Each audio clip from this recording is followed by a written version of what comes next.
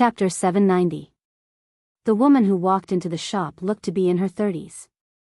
She had a beautiful appearance but a head of extremely eye-catching white hair. This was also the reason why the girl was momentarily stunned. The white-haired woman's voice was soft as she asked, "I ordered a bolt of Suyun brocade here yesterday. Have they arrived yet? I've already sent someone to hurry them. They'll be here soon." The girl smiled apologetically and said, "Madam, why don't you take a seat in the inner room and have some tea and pastries? I'll inform you as soon as the goods arrive." The standard of this cloth shop was extremely high even in the capital where there were many shops. Because of the high price of the cloth, they usually entertained some important guests. Thus, a room was specially opened in the back for the guests to rest and entertain themselves while waiting. When the servant girl behind the white-haired woman helped her into the inner room, she said with a smile, "If second master knows that Miss has prepared a gift for him, he will definitely be very happy." The white-haired woman shook her head and said, "It's just a pair of knee pads. After the beginning of autumn, the weather has gradually become cold. Second brother has an old injury on his leg. I only hope this can lessen his pain." As the two spoke, they slowly walked into the inner room. Hiss! Zengzumo put down the thing in her hand and looked at the dark red spot on her fingertip. She frowned slightly and gently sucked on her finger. She was already used to this small sting, but she was not satisfied with the thing in her hand. They were both women, but Sister Ruoqing could make such exquisite little clothes. How come it was as difficult as ascending to the heavens when it came to her? A baby's little clothes had been sewn into a mess by her. Even if it wasn't for the present, she had to think about the future.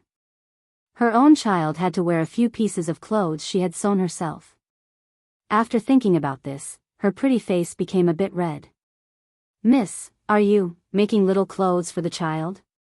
A somewhat surprised voice came from behind. Zengzumo turned around and was startled when she saw the white-haired woman. Then, her face became even redder. She hurriedly put away the things in her hand and said in a panic, "No, I'm just sewing it for fun." The white-haired woman sat down next to her with a smile and said, "There's nothing to be embarrassed about. Everything is difficult at the beginning. When I first started, I wasn't as good as you, really." Zengzumo looked up at her in surprise. The white-haired woman nodded and looked at her, asking, "Miss, did you do it for your child?" I don't have a child yet." Zengzumo shook her head with a blush. The white-haired woman looked at her carefully. Her eyebrows were not open yet, so she should still be a virgin. It was indeed a little too early to prepare these things. However, wasn't she the same? 20 years ago, she had the exact same thought as her. Now, there were more than 10 sets of such clothes at home, but no one had ever worn them. Her gaze fell on the hands of the girl opposite her. Looking at the clothes that were so badly made, she seemed to be reminded of something. After staring blankly for a moment, she shook her head and pointed at a certain spot on the clothes. She smiled and said, "Look, this place shouldn't be sewn like this." Hearing her mention clothes, Zengzumo hurriedly looked up. The white-haired woman smiled and said, "And here, you can't use this kind of needlework here. I will teach you a needlework technique." It was taught by the best nanny in the mansion. Zengzumo had a very high level of painting, and she had designed so many clothing styles. Naturally, her imagination was very strong.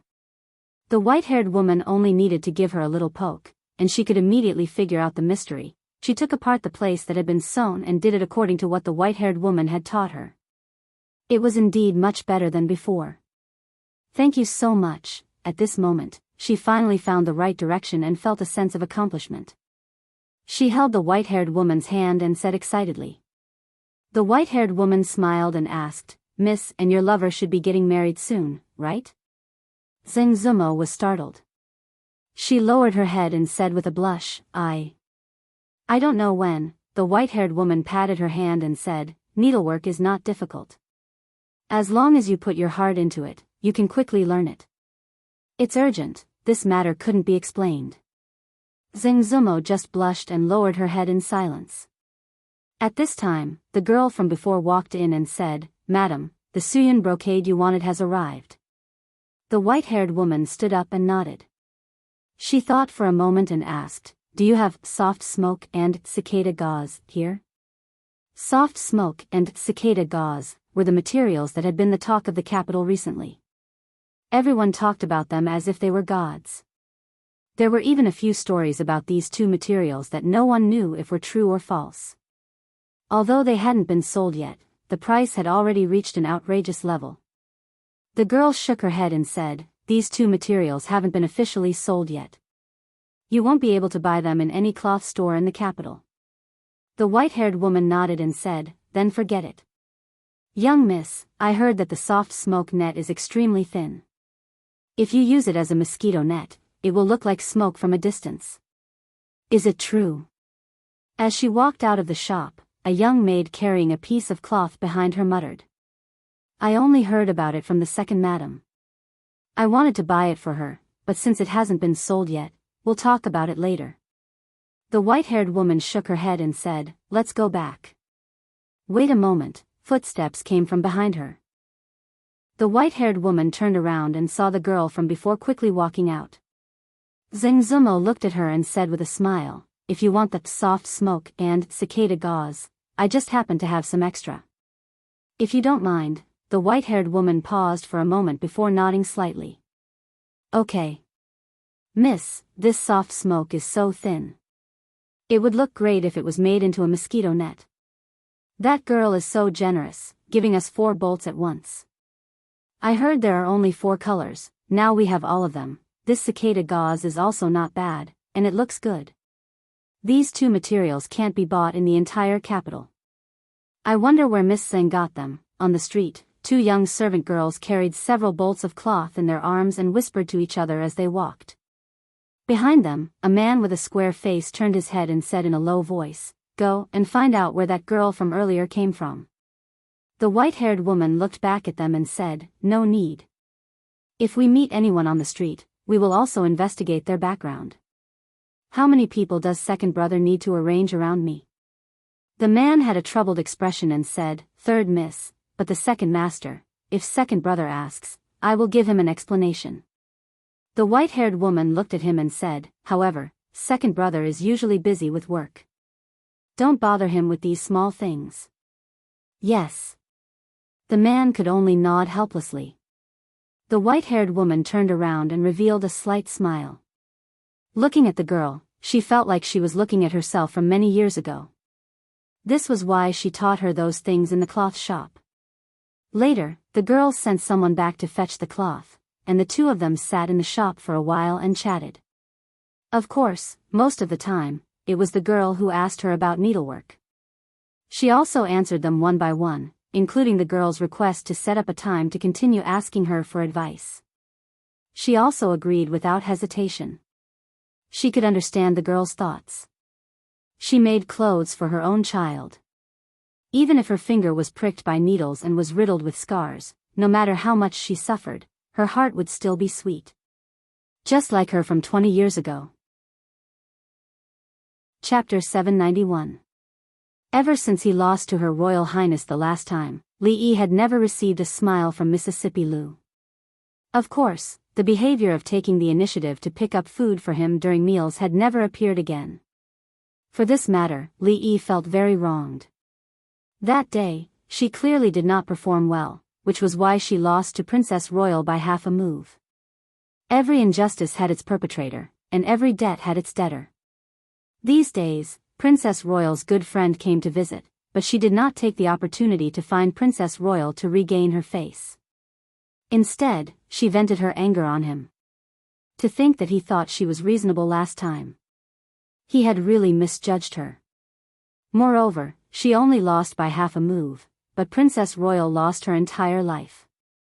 It was clear at a glance which was more important and which was more important. Li Yi sighed.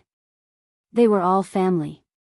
She was unreasonable, but he could not argue with her. She clearly did not do anything wrong, but she still had to think about how to ease the situation. Fong walked in with a box in his hand and asked, "Young master, this broken thing is not worth much money. Why do you still want to make it?" The broken thing he was talking about was the glass that had gone from a value of 10,000 gold to worthless in a short period of time. It should be called glass now. Ever since Lioli lowered the price, the secret glass workshop had not been shut down. To old Fong, it was a complete waste of manpower and resources. He opened the box and took out something from inside. He weighed it in his hand and waved it in front of old Fong's eyes. He shook his head and said, "What's the use of this lousy thing other than being able to see people more clearly?" Sometimes, old Fong was like a wise man, but sometimes, he just couldn't wrap his head around it. This small mirror was something that he had spent a lot of effort to create with great difficulty. In terms of effect, of course, it could not be compared to the electroplated mirrors of the future, but it was only a little darker, and the clarity was not bad. At least, it was hundreds of times better than the bronze mirrors of this world. Glass could not only be sold as a luxury. Now that the mirror had been made, the next step, Li Yi planned to get someone to grind it and see if they could make a set of binoculars. This thing was very useful in many places. For example, it could be used to observe the situation of the enemy in the army, to enjoy the scenery when traveling, or to steal. Of course, none of this was important. The most important thing right now was how to use this mirror to mend the cracks in his relationship with Mississippi Lu, to bury the hatchet, to reconcile, to rekindle old dreams. A mirror was indispensable in a woman's room, especially for a woman who loved beauty. If a glass mirror was placed in this era, it would definitely be a treasure pursued by countless women. Li Yi glanced at Fong and was too lazy to explain to him. Mississippi Lu had just finished practicing her sword and was now wiping her precious autumn water. Li Yi walked over and stood in front of her. Mississippi Lu continued to wipe her sword without lifting her head. Li Yi handed over the already embedded mirror and said, "Don't wipe it yet. I'll give you something. One who is unaccountably solicitous is hiding evil intentions." Mississippi Lu finally spoke, but she still did not raise her head. Li Yi moved the mirror closer again to make it easier for her to see herself in the mirror. Second young mistress Lu finally stopped moving. She stared at the woman in the mirror, whose features were extremely clear. She was completely stunned. She was used to seeing a blurry bronze mirror. It was impossible for her not to be shocked when she suddenly saw her other self in the clear glass mirror. "What's wrong? Have you never seen such a beautiful woman before? One who is unaccountably solicitous is hiding evil intentions." Li Yi looked at her proudly. "This is the one and only Lioli glass mirror in the world. Just take it as me being solicitous. If you don't want it, I'll give it to someone else." In a flash, the mirror in his hand disappeared. He did not even have time to react. This made Li Yi understand more about the gap between him and Mississippi Lu. "Thanks." She really liked the mirror in her hand. The bronze mirror in the room could be thrown away in a moment. Mississippi Lu raised her head and glanced at it. With this sentence, it meant that she had been bought over by him. This mirror was worth it. Fong looked at this scene from afar with an extremely surprised expression on his face. He had seen the second miss arguing with the son-in-law because of jealousy these days. Just because of that broken thing, the second miss compromised first. Although there were many things he did not understand, he was not stupid. If the second miss liked it so much, it meant that it was not that broken. It was very likely to be a valuable treasure. He quickly walked over and looked at Li Yi. He smiled and said, "Son-in-law, the workshop has made more than 10 pieces of this thing."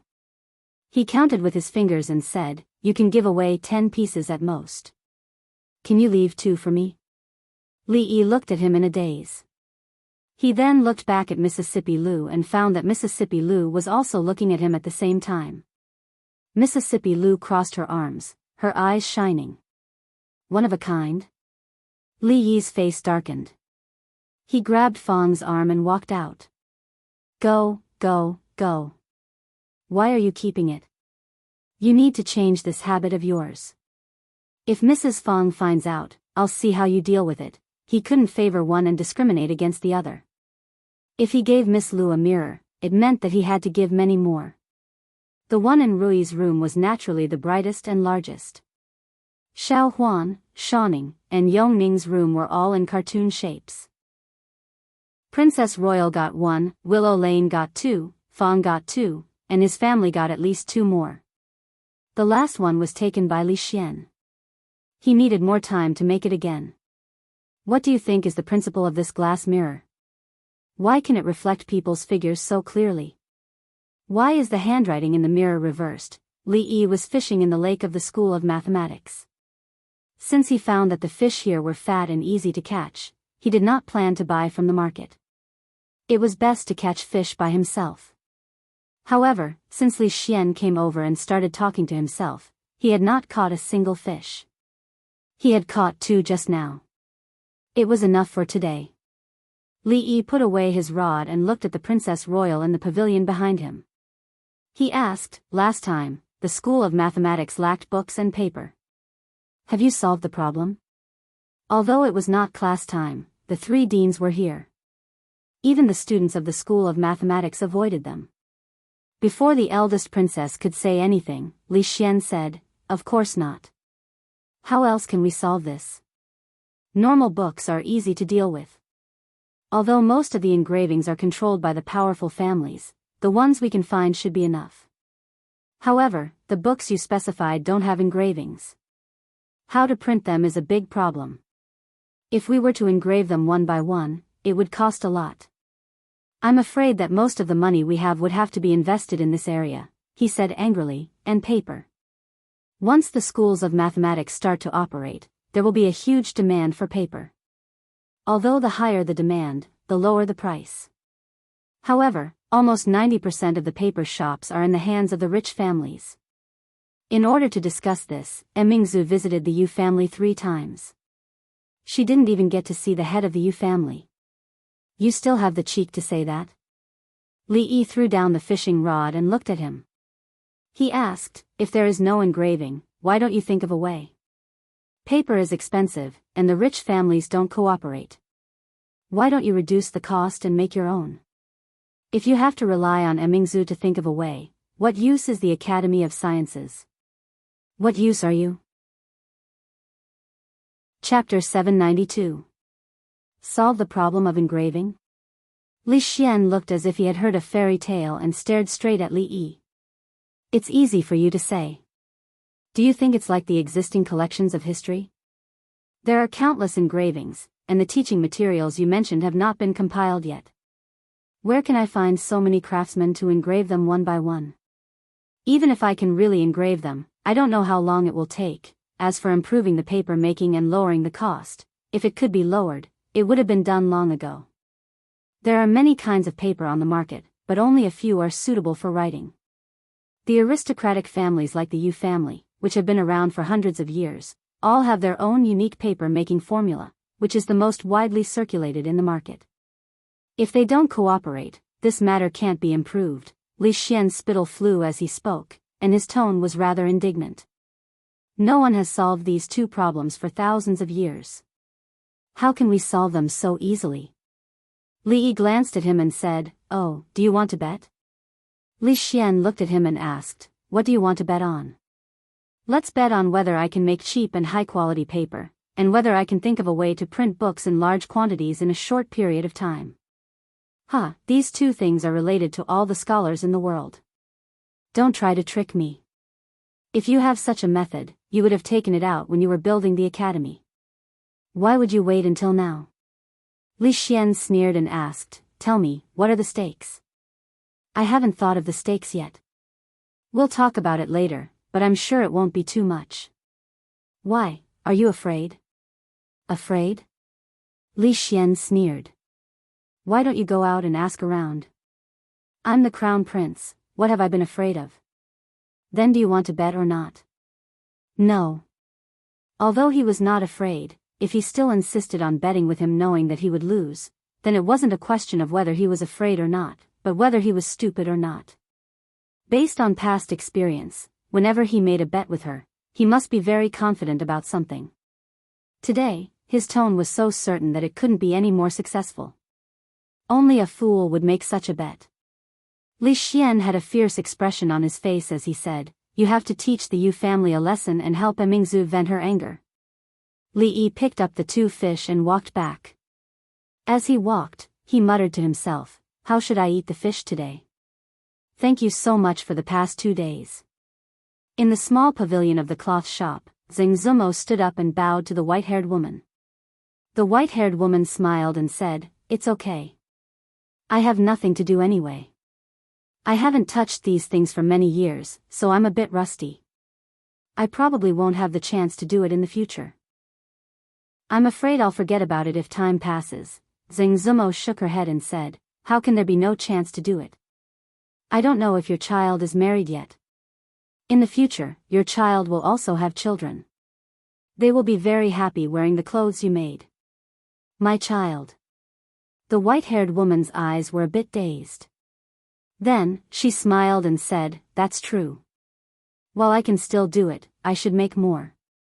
After a few years, I won't be able to do it." She turned to look at the girl with a smile and said, "I like the fabrics in this shop very much. If there are any new styles in the future, please keep an eye out for me."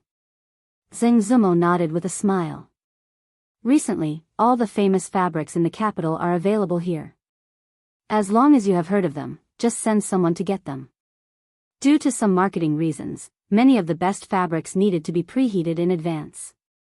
After a period of discussion in the capital, they would be pushed out. Before this, it was almost impossible for others to get the fabrics. However, these cloth shops and the clothing shops in the capital were all under her control. Naturally, there was no problem of not getting the goods. Qin Miaoyu suddenly looked at Zengzumo and asked, "Miss Zeng is about to get married, right?" Zengzumo heard this and blushed a little. She whispered, "No, not at all." Qin Miaoyu looked at her with a smile on her face. She held her hand and said, "Although we are women, since we have met someone we like, we still have to fight for him. How can a moment of reserve compare to a lifetime of happiness?" Hearing this, her face became even redder. She had seen, kissed, hugged, and even said such shameful words. How could she still have any reserve? In short, don't regret what you do now. Qin Miaoyu patted her hand and said, "I should go too. I will see you off." Although they hadn't met many times, the two of them were very congenial. When they walked out of the inner room hand in hand, they heard a slightly messy sound coming from the shop. Inside the shop, a young girl said apologetically, "My apologies, sir, the soft smoke gauze and cicada yarn haven't arrived yet. Please wait for a few days. As soon as they arrive, we will immediately send someone to inform you." Inside the shop, the young man hugged an enchanting woman and whispered with his head lowered, "You see, they don't have the goods here." "There's nothing we can do," the enchanting woman said coquettishly. "It's not that they don't have the goods. These two kinds of fabrics are only produced in their shop. Young Master Yu doesn't know, but she can tell you that they don't have them here. Those slutty foxes in the Jade Courtyard all use them." The young man showed a hesitant expression. He didn't know the details of this cloth shop, but he knew that it was impossible to do business in the capital without some kind of background. The Yu family was also a big aristocratic family in the Jing kingdom. Although it was not as big as the Chui family and the Wang family, it was not far behind. Because of the relationship between the king of Shu, the Yu family and the Chui family were especially close. Unlike the Chui family, which mainly dealt in jewelry, the Yu family had been running a paper mill for decades. The Yu family's paper name was known throughout the Jing kingdom. In the eyes of most people, they were a top scholarly family. However, this was not the capital he was proud of. At least for now, the Yu family did not have the capital to let him run amok at the bottom of a well. Just as young Master Yu was hesitating, the enchanting woman beside him leaned over and whispered something in his ear. "I heard that the soft smoke gauze and cicada yarn are extremely thin, and the color is also beautiful. If I wear them, I will definitely look good with half of them covered. When the time comes, I will wear them for you to see." Although young Master Yu didn't know what soft smoke gauze and cicada yarn were, he understood the woman's words. Suddenly, a blurry image appeared in his mind. Although the Yu family was not strong enough to run amok in the capital, that was in the past. Now, even the eldest princess, who presided over the court, had a favor to ask of the Yu family, but she did not get to see her father. Recently, the Chui family was extremely satisfied with the Yu family. In the future, when the king of Shu ascended to the throne, the Yu family might be able to climb even higher. Even if there was someone behind the shop, they would not dare to provoke the Yu family now. Once again thinking of the eye-catching image that appeared in his mind, young Master Yu reached into his robe and adjusted his posture. Then, he looked at the woman and said angrily, "How dare you lie to me? You didn't receive the goods. Then tell me, where did the cloth on the outside come from?" Chapter 793. In the shop, the young girl had an awkward expression. Young master, you shut up." Young Master Yu impatiently waved his hand and interrupted her. "Where is your shop manager? Let him personally tell me if you have any goods or not." As soon as he finished speaking, several men who looked like guards immediately walked up and stood behind him. They were full of vigor. A slightly older woman turned around to look at the door of the inner room. Seeing the woman at the door nod slightly, she immediately walked up and said, "Young master, I'm really sorry. We don't have soft smoke silk and cicada wing yarn at the moment. I don't know where young master's residence is. Once we have the goods tomorrow, we will immediately send someone to deliver them to your residence." Seeing the attitude of the shop manager immediately soften, young Master Yu's heart calmed down a bit. It seemed that the power behind this shop wasn't that great. However, since the other party had expressed goodwill, he didn't need to be overbearing and make an enemy for no reason. "Ning Yuan Ho's residence," he lightly said.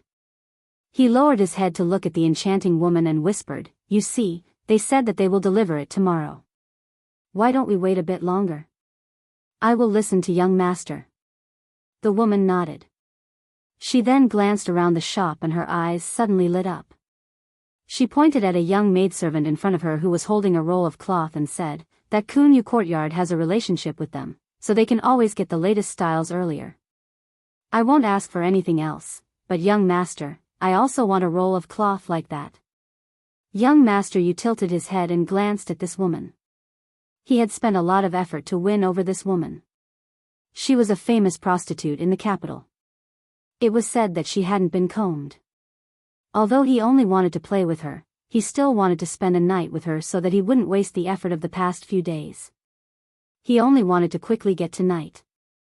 Before that, he would naturally do his best to satisfy the other party's request.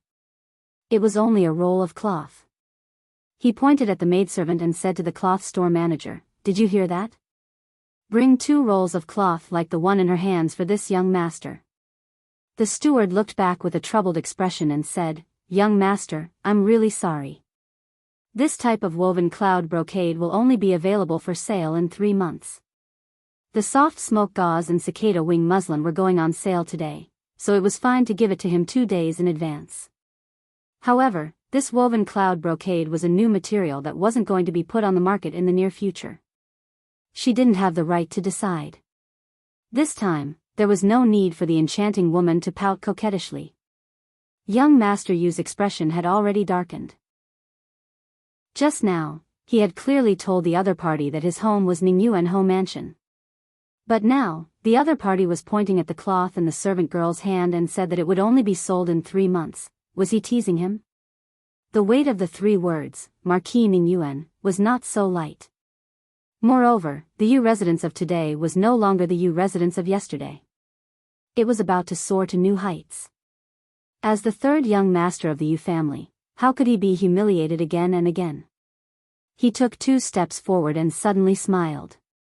"What did you say? Say it again." At this time, another woman walked out from behind and said faintly, "I'm very sorry, this shop's cloth is still in the testing stage. This bolt is only a sample. If this young master is really interested, please come back in 3 months." When he saw the woman in front of him, a strange expression appeared on young Master Yu's face. He then pointed at the young servant girl holding the cloth and said, "Oh, a sample. Since it's a sample, then give this young master 8 or 10 bolts, otherwise, this young master would like to ask, why can your cloth be given to the prostitutes in the brothel, but not this young master?" Thinking of the woman's words, young Master Yu's gaze swept across the room. When he saw the white-haired woman, he curled his lips and said, "The brothels these days really have all kinds of tricks. There are even white-haired girls. I don't know how those people could bear to do it. He didn't conceal his voice when he said this. Zengzumo was startled when she heard this, then anger appeared in her beautiful eyes. However, before she could speak, a clear voice reached her ears. Shut up. Inside the shop, a middle-aged man's expression had been calm until young Master Yu said this. His face instantly turned ashen. He took 2 steps forward and slapped him hard in the face. Young Master Yu seemed to be stunned by this sudden slap. He staggered and almost fell to the ground. After stabilizing himself for a long time, he felt the burning pain on his face. Only then did he understand what had just happened. What are you still standing there for? He kicked the guard next to him and said angrily, break his hand for me. Third young miss, go in and rest for a while. Leave this to us. The middle-aged man turned around and said softly. He cracked the joints of his hands, and when he turned back, his expression became fierce. He looked at the dozen or so figures coming in from outside and ordered, be careful not to break anything in the shop. At this time, seeing the crowd surrounding them, young Master Yu, who realized what had happened, began to pale. You, what do you want? My father is Ning Yuan Ho, and I am a member of the Yu family. You, if you dare to make a move. Zeng Zumo was pulled by the white-haired woman into the inner room in a daze. Only a moment later, the middle-aged man came in and said respectfully, it's all taken care of. Third young miss, let's go.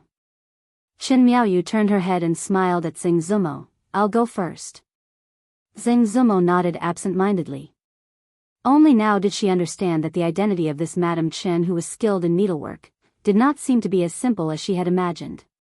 At this moment, young Master Yu was no longer in the shop. He and his guards had been grabbed by the arms and thrown out of the shop. Only the enchanting woman was left. Her face was pale, and when she came to her senses, she screamed and ran out in a panic. In a brothel somewhere in the capital, several women looked at the enchanting woman who walked in and said with a smile, oh, why are you back so early today? Why didn't that young Master Yu pester you a little longer? Sigh, why am I not as lucky as my sister? The Yu family is truly noble.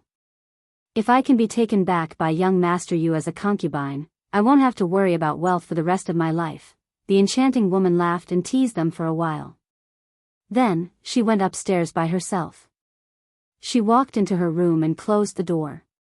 How is it? The enchanting woman turned around with a solemn expression. Looking at the other side of the curtain, she said, it's very different from the plan. There wasn't much conflict with the other party. She quietly recounted what happened today. After a long time, a voice came from the other side. It's fine, these are enough. The one who suffered today was young Master Yu. As long as the Yu family doesn't pursue the matter, isn't Milord's plan, the Yu family. The voice of the man behind the curtain was still very calm. Whether to pursue the matter or not is not up to the Yu family. Qin Chong only has one sister. For her, he would turn against his own family. That person will not let the Yu family off easily. However, one Yu family is not enough, milord. Leave the capital before tomorrow and never come back. Chapter 794. The capital magistrate, Lu Daio, had been very busy recently. Every day, he worked day and night. He was often busy until late at night. He could fall asleep with his head on the pillow, causing his wife and concubines to complain a lot about him. He could only pretend that he did not see their resentful gazes. Several academies in the capital were still in the midst of preparations. After the corresponding preparations were completed, they would have to face the problem of recruiting students. Her Highness had handed this matter over to him, so he naturally had to do his best. Now that His Majesty had retired and Princess Royal was temporarily in charge of the court, Lu Daio had more opportunities than most of the officials in the court. After all, as the former magistrate of Anxi County and what he had done after coming to the capital city, he had long been labeled as Princess Royal. Otherwise, he wouldn't be able to get such a great credit for the preparation of the academy. Fortunately, since Princess Royal took over the government, the situation in the court had changed. Many people didn't know the situation for a while, so the capital city was much more peaceful. There were no more chores to bother him, so he could concentrate on the preparation of the academy. Your Excellency. Arrestor Zhao knocked on the door and walked in. He stood in the hall and cupped his hands respectfully to Wei Xiaobao. What's the matter? County Magistrate Lu glanced at him and asked, is there another difficult case? It's not difficult. Detective Zhao shook his head and said, today I saw people from Marquis Chen's mansion fighting with people from Marquis Ningyuan's mansion on the street. Marquis Chen's mansion and Marquis Ningyuan's mansion? County Magistrate Lu put down his pen and frowned. These two families have always been close, and they are both King of Shu's people. What kind of fight did they have? Did they report it to the Yamen? Not really.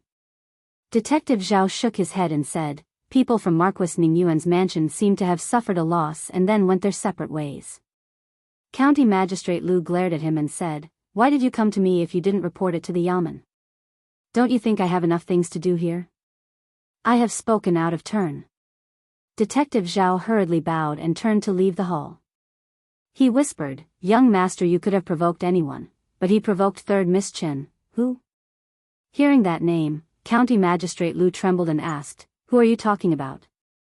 After a while, after listening to Detective Zhao's story, County Magistrate Lu breathed a sigh of relief and murmured, it's good that you didn't intervene in it. Just pretend that you didn't see it. Don't get involved in it. He knew better than anyone else how Royal Prince Duanyang's 2 ribs were broken. Furthermore, although he hadn't been in the capital for long, he had long heard of the rumors about the minister in charge. That was a lunatic who wouldn't even recognize his own family as long as his reverse scale was touched.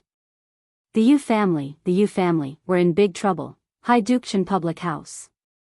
Yu family. Qin Chong took a sip of tea and said, the eldest princess has visited 3 times, but Yu Dingfeng refused to see her, claiming to be sick.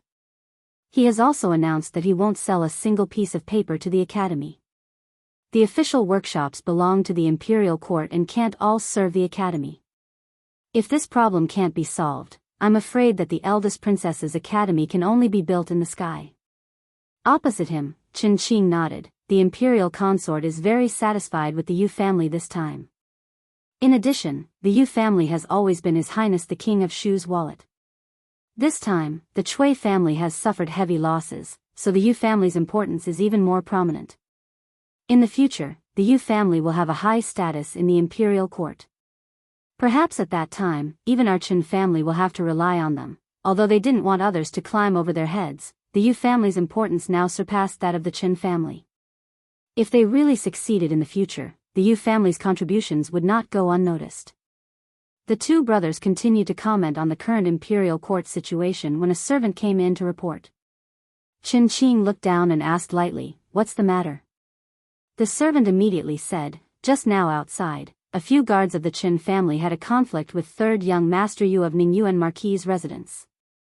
3rd young Master Yu of Ningyuan Marquis' residence?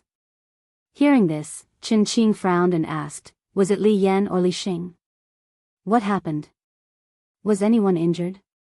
It's not the 2 young masters. No one in our residence was injured, but 3rd young Master Yu suffered a small loss. It's good that no one was injured. Qin Chong waved his hand and said, young people are hot-blooded and can be forgiven. This is nothing. Send someone to prepare a generous gift and send it to the Yu residence. Then, this matter will be considered settled. If it was anyone else, there would naturally be no need for generous gifts. However, the Yu family was different. The Yu family had a bright future ahead of them, so the Qin family still had to show some sincerity. He looked at the servant and asked, if it wasn't Li Yan or Li Xing, could it be Li Shen? We had just confined him a few days ago and just released him today, and he's already causing trouble again?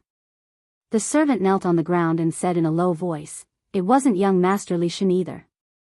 It was 3rd young Master Yu's guard. That 3rd young Master Yu didn't know 3rd young Master Yu's identity and said some vulgar words, Miao Yu? Qin Chong suddenly stood up from his chair and asked, what did the one surnamed Yu say? Speak. He said that 3rd young Master is a prostitute, crack. The teacup shattered and the tea splashed everywhere.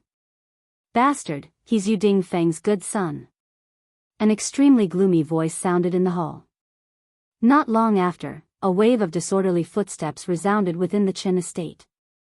The Qin clan's second master's face was livid, and a few dozen guards followed behind him as they hurriedly left the Qin estate. They headed west in a threatening manner, and all the people on the way moved aside in terror as they gazed towards a certain direction with lingering fear in their hearts, wondering exactly what had happened. Ningyuan Marquis' residence. Tears welled up in the eyes of the gorgeously dressed woman.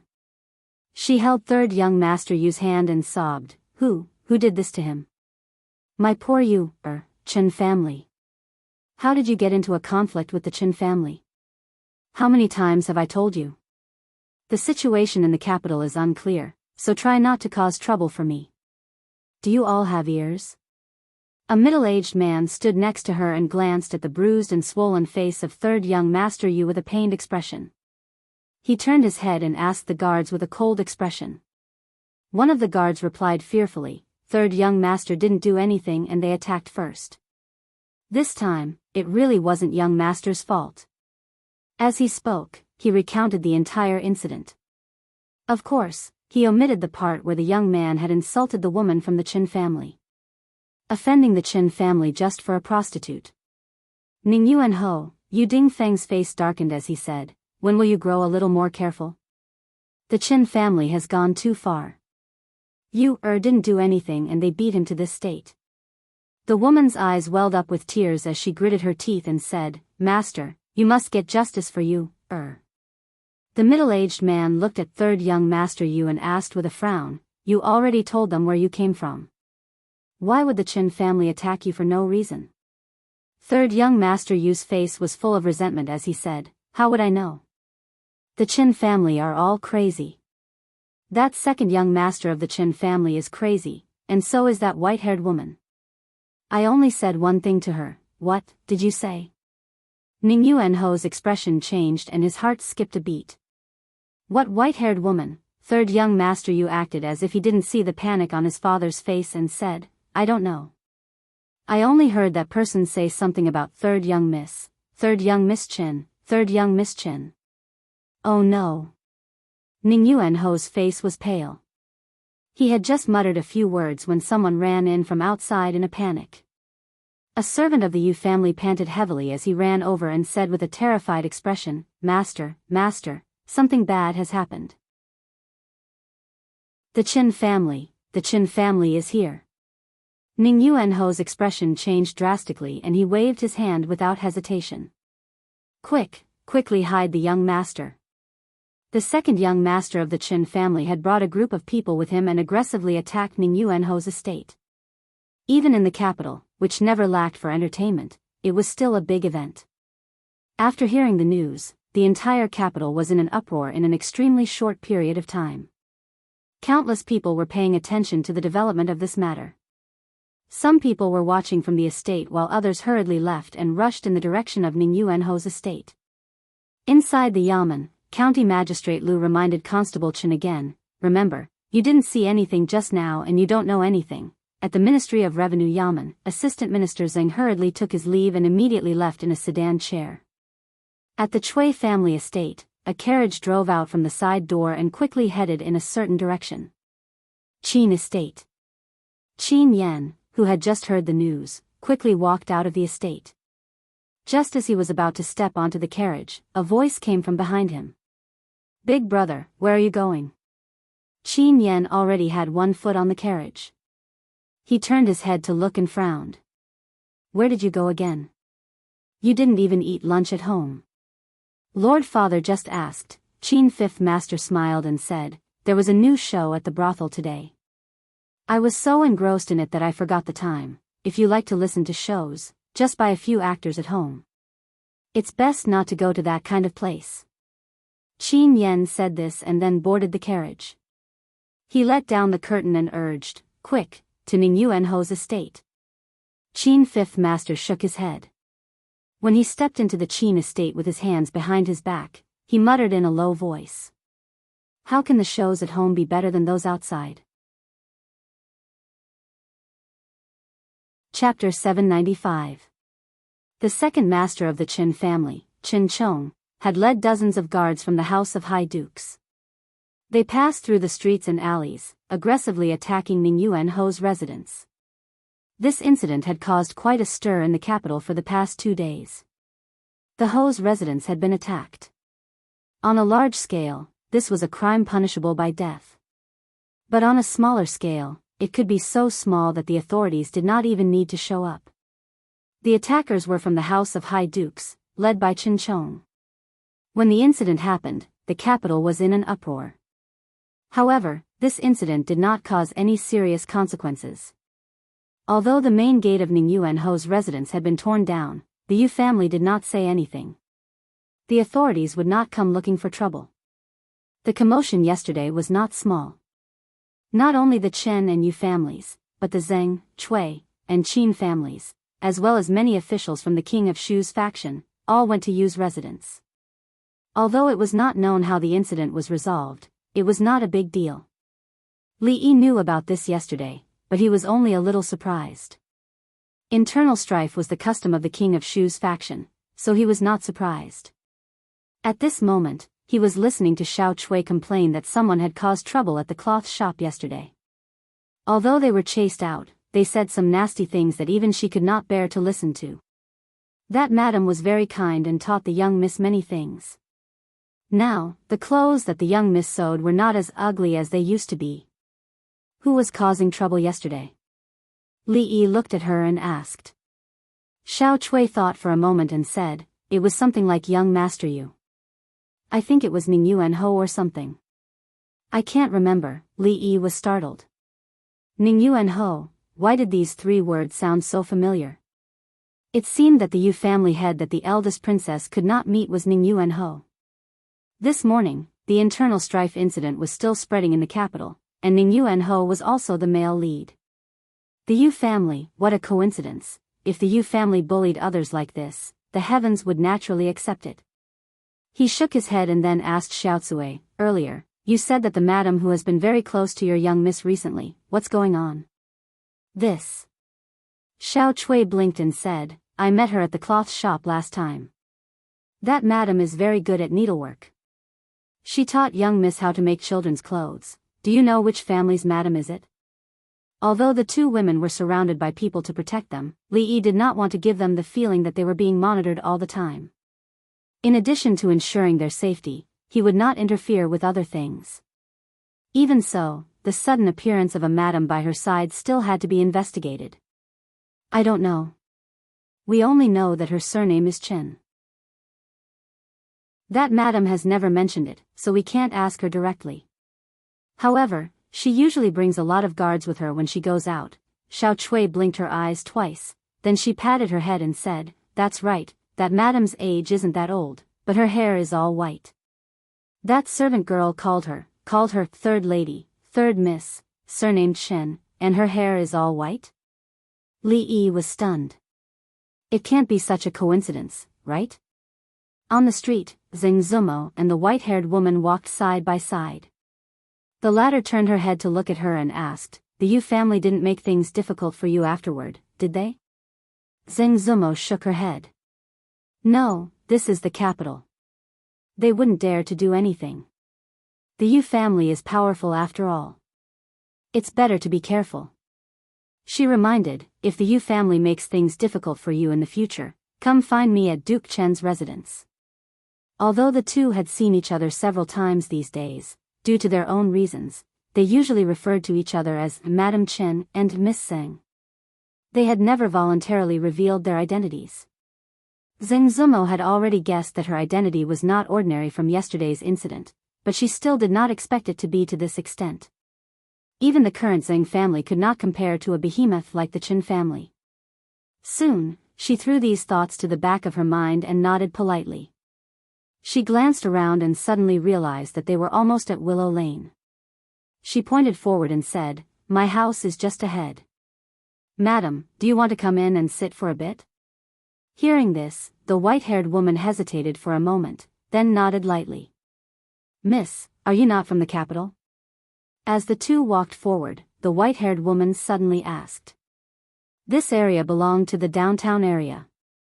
There were no big mansions, and officials and rich families would not choose to build their houses here.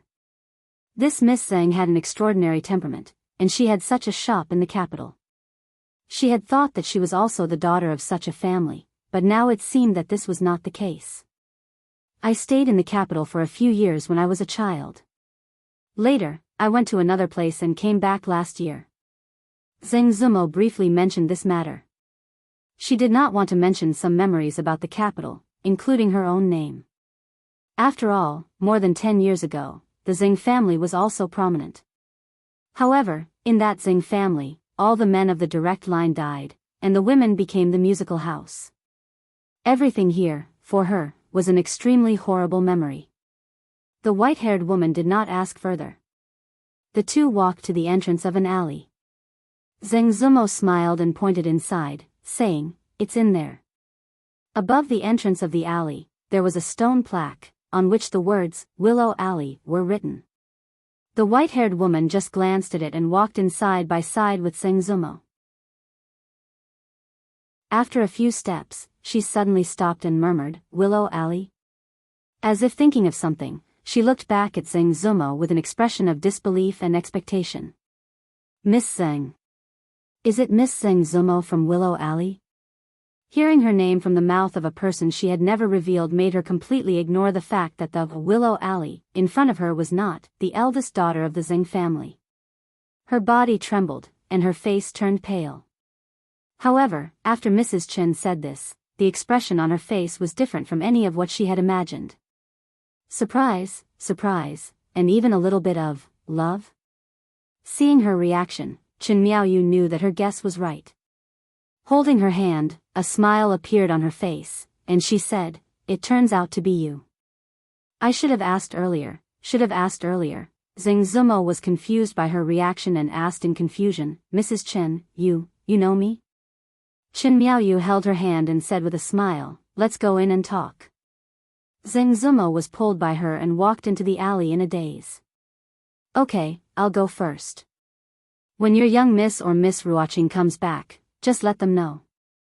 In the small courtyard, Li Yi stood up and patted Xiao Chui's head, saying, "Next time I come, I'll bring 2 glass mirrors for you and Xiao Zhu." "Really?" Xiao Chui's eyes were shining. She had envied the mirror in her young Miss room that could clearly reflect a person's figure for a long time. "Yes, you must keep your promise." Li Yi walked to the door of the courtyard, then turned back and waved. "Let's go." He raised his hand to open the door, but the door was pushed open from the outside. "I didn't expect you to know before." Zheng Zumo turned her head and walked in while talking to Mrs. Chen. When she stepped over the threshold, her chest was suddenly pressed by something. She looked back, saw Li Yi standing at the door, and lowered her head again. Looking at Miss Zheng and Miss Chen standing at the door, Li Yi's mouth slightly opened. He could swear on his conscience that just now, he really just wanted to open the door. "You're back, what a coincidence." His expression didn't change. He helped her tidy up her clothes, and said with a smile. Chapter 796. How old are you? Your clothes are wrinkled and you don't even know how to tidy them up. If it wasn't for Xiao Chui, you wouldn't even be able to take care of yourself. Li Yi helped her tidy up her clothes and looked at her with a frown. Then, he turned to the white-haired woman and smiled. "You're here too. Come on in." Zheng Zumo looked at him and then at Mrs. Chen next to her. Confusion appeared on her face again. After walking back and sitting down in the guest hall, Li Yi looked at Miss Chen and said, "I heard about what happened in the cloth shop yesterday." "Thank you very much." Zheng Zumo whispered, "It's me who should be thanking someone." "What does it have to do with you? It's the same." Third Miss Chen looked at Li Yi and her face and said with a smile. "Ah." Zheng Zumo was confused. She found that ever since Mrs. Chen knew her name, her attitude toward her had changed significantly. She was a little confused. At this moment, she still had a lot of questions in her mind, but she could only suppress these thoughts for now. Miss Chen looked at Zheng Zumo with a loving expression. Then, she turned to look at Li Yi and asked, Rui should be giving birth soon. How is her health recently? Li nodded and said, there are still 3 months left. She is a martial artist and has always been in good health. Zheng Zumo was surprised. She knew Li very well. He was very casual when talking to anyone. Even with elders, he was not afraid to make some harmless jokes. This was the first time she had seen him so well behaved. He even used honorifics to address others. This attitude was unprecedented, so she couldn't help but be more confused. Zumo, there isn't much to do at the brothel. Let's eat dumplings today. Wan Ruoqing walked in from outside. Seeing the situation in the hall, she was slightly startled and asked, there are guests?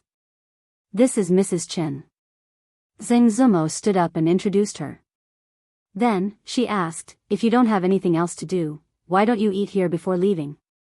Miss Chen was startled for a moment, then a smile appeared on her face and she said, okay. She stood up and walked over.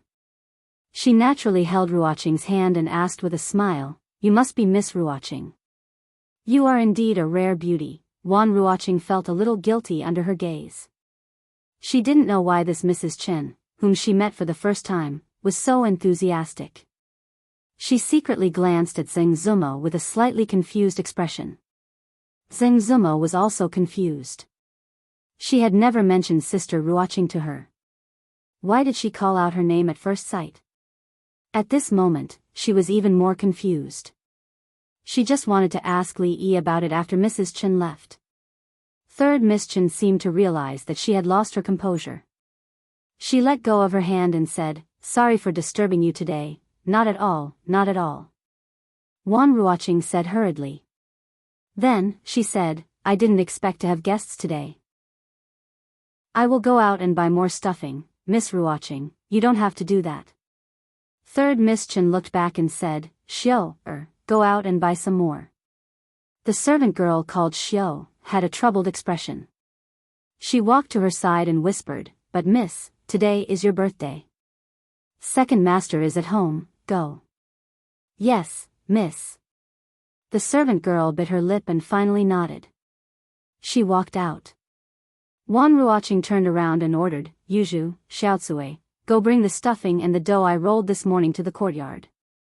We will go over there to make dumplings. Hee, time to make dumplings, just watch. Can the dumplings you make be eaten? It's as if the dumplings you make are edible. We still have to rely on Sister Ruoqing. The 2 servant girls chattered and ran away quickly. Wan Ruoqing and Third Miss Chen chatted and laughed as they walked out. Zheng Zumo and Li were a few steps behind. Zheng Zumo tilted her head and asked, have you and Madame Chen known each other for a long time? Li shook his head and said, it's a long story. I will tell you later. Zheng Zumo nodded and glared at Li.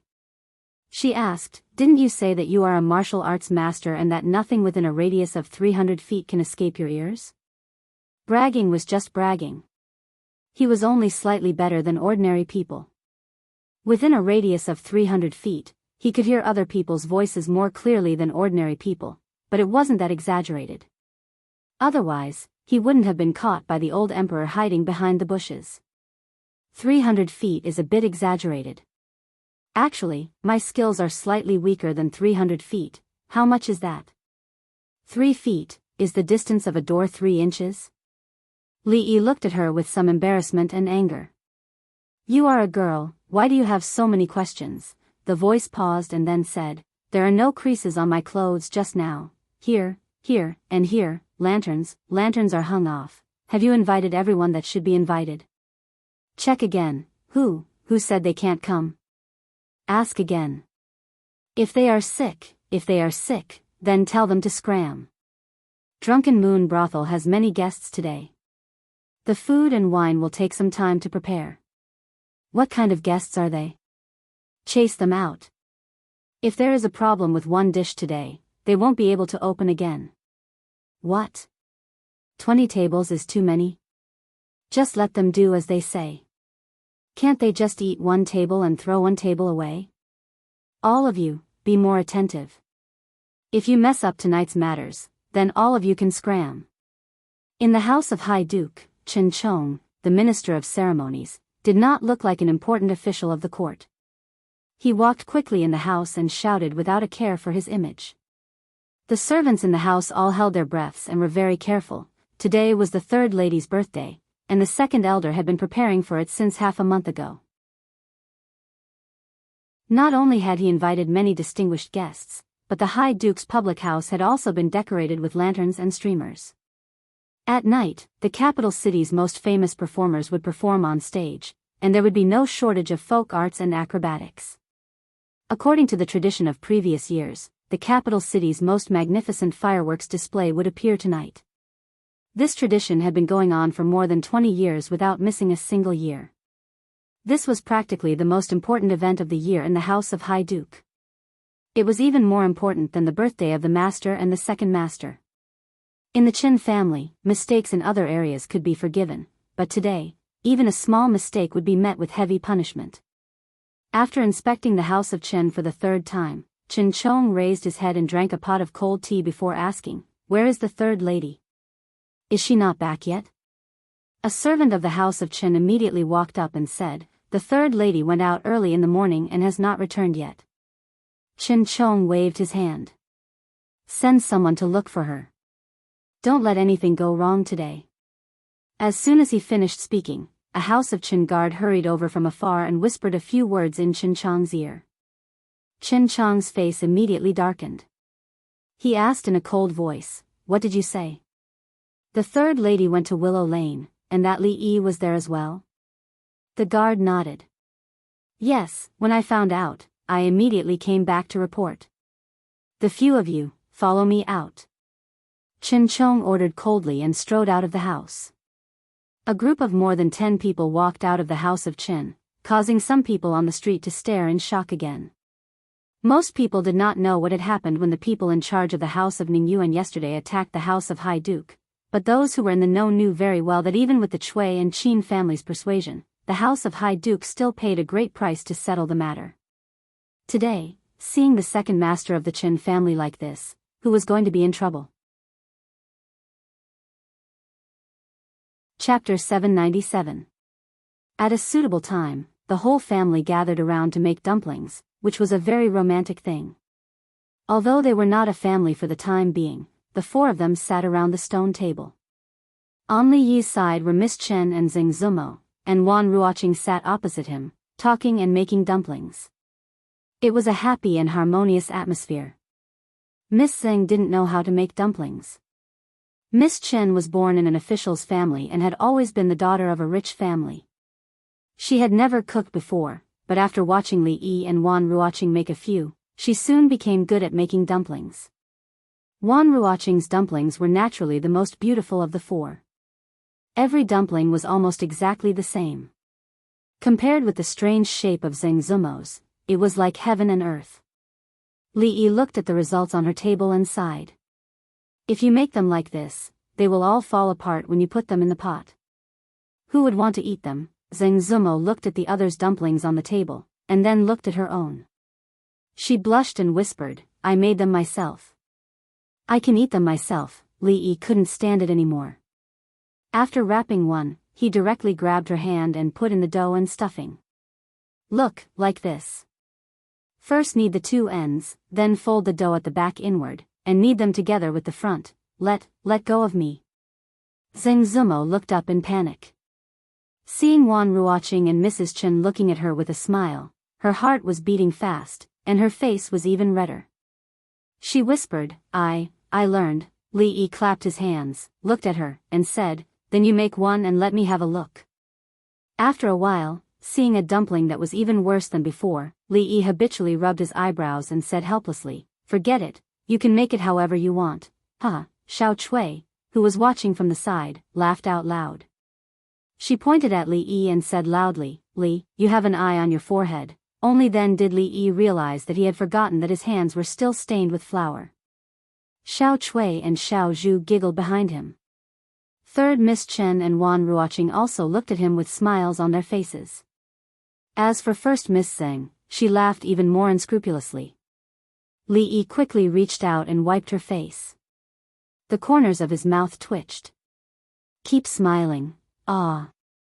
After the scream, the expression on Zheng Zumo's face was stunned at first, then she showed a look of shame and anger. She dipped her palm in flour and pounced on Li Yi. However, with her skills, how could she be a match for Li Yi?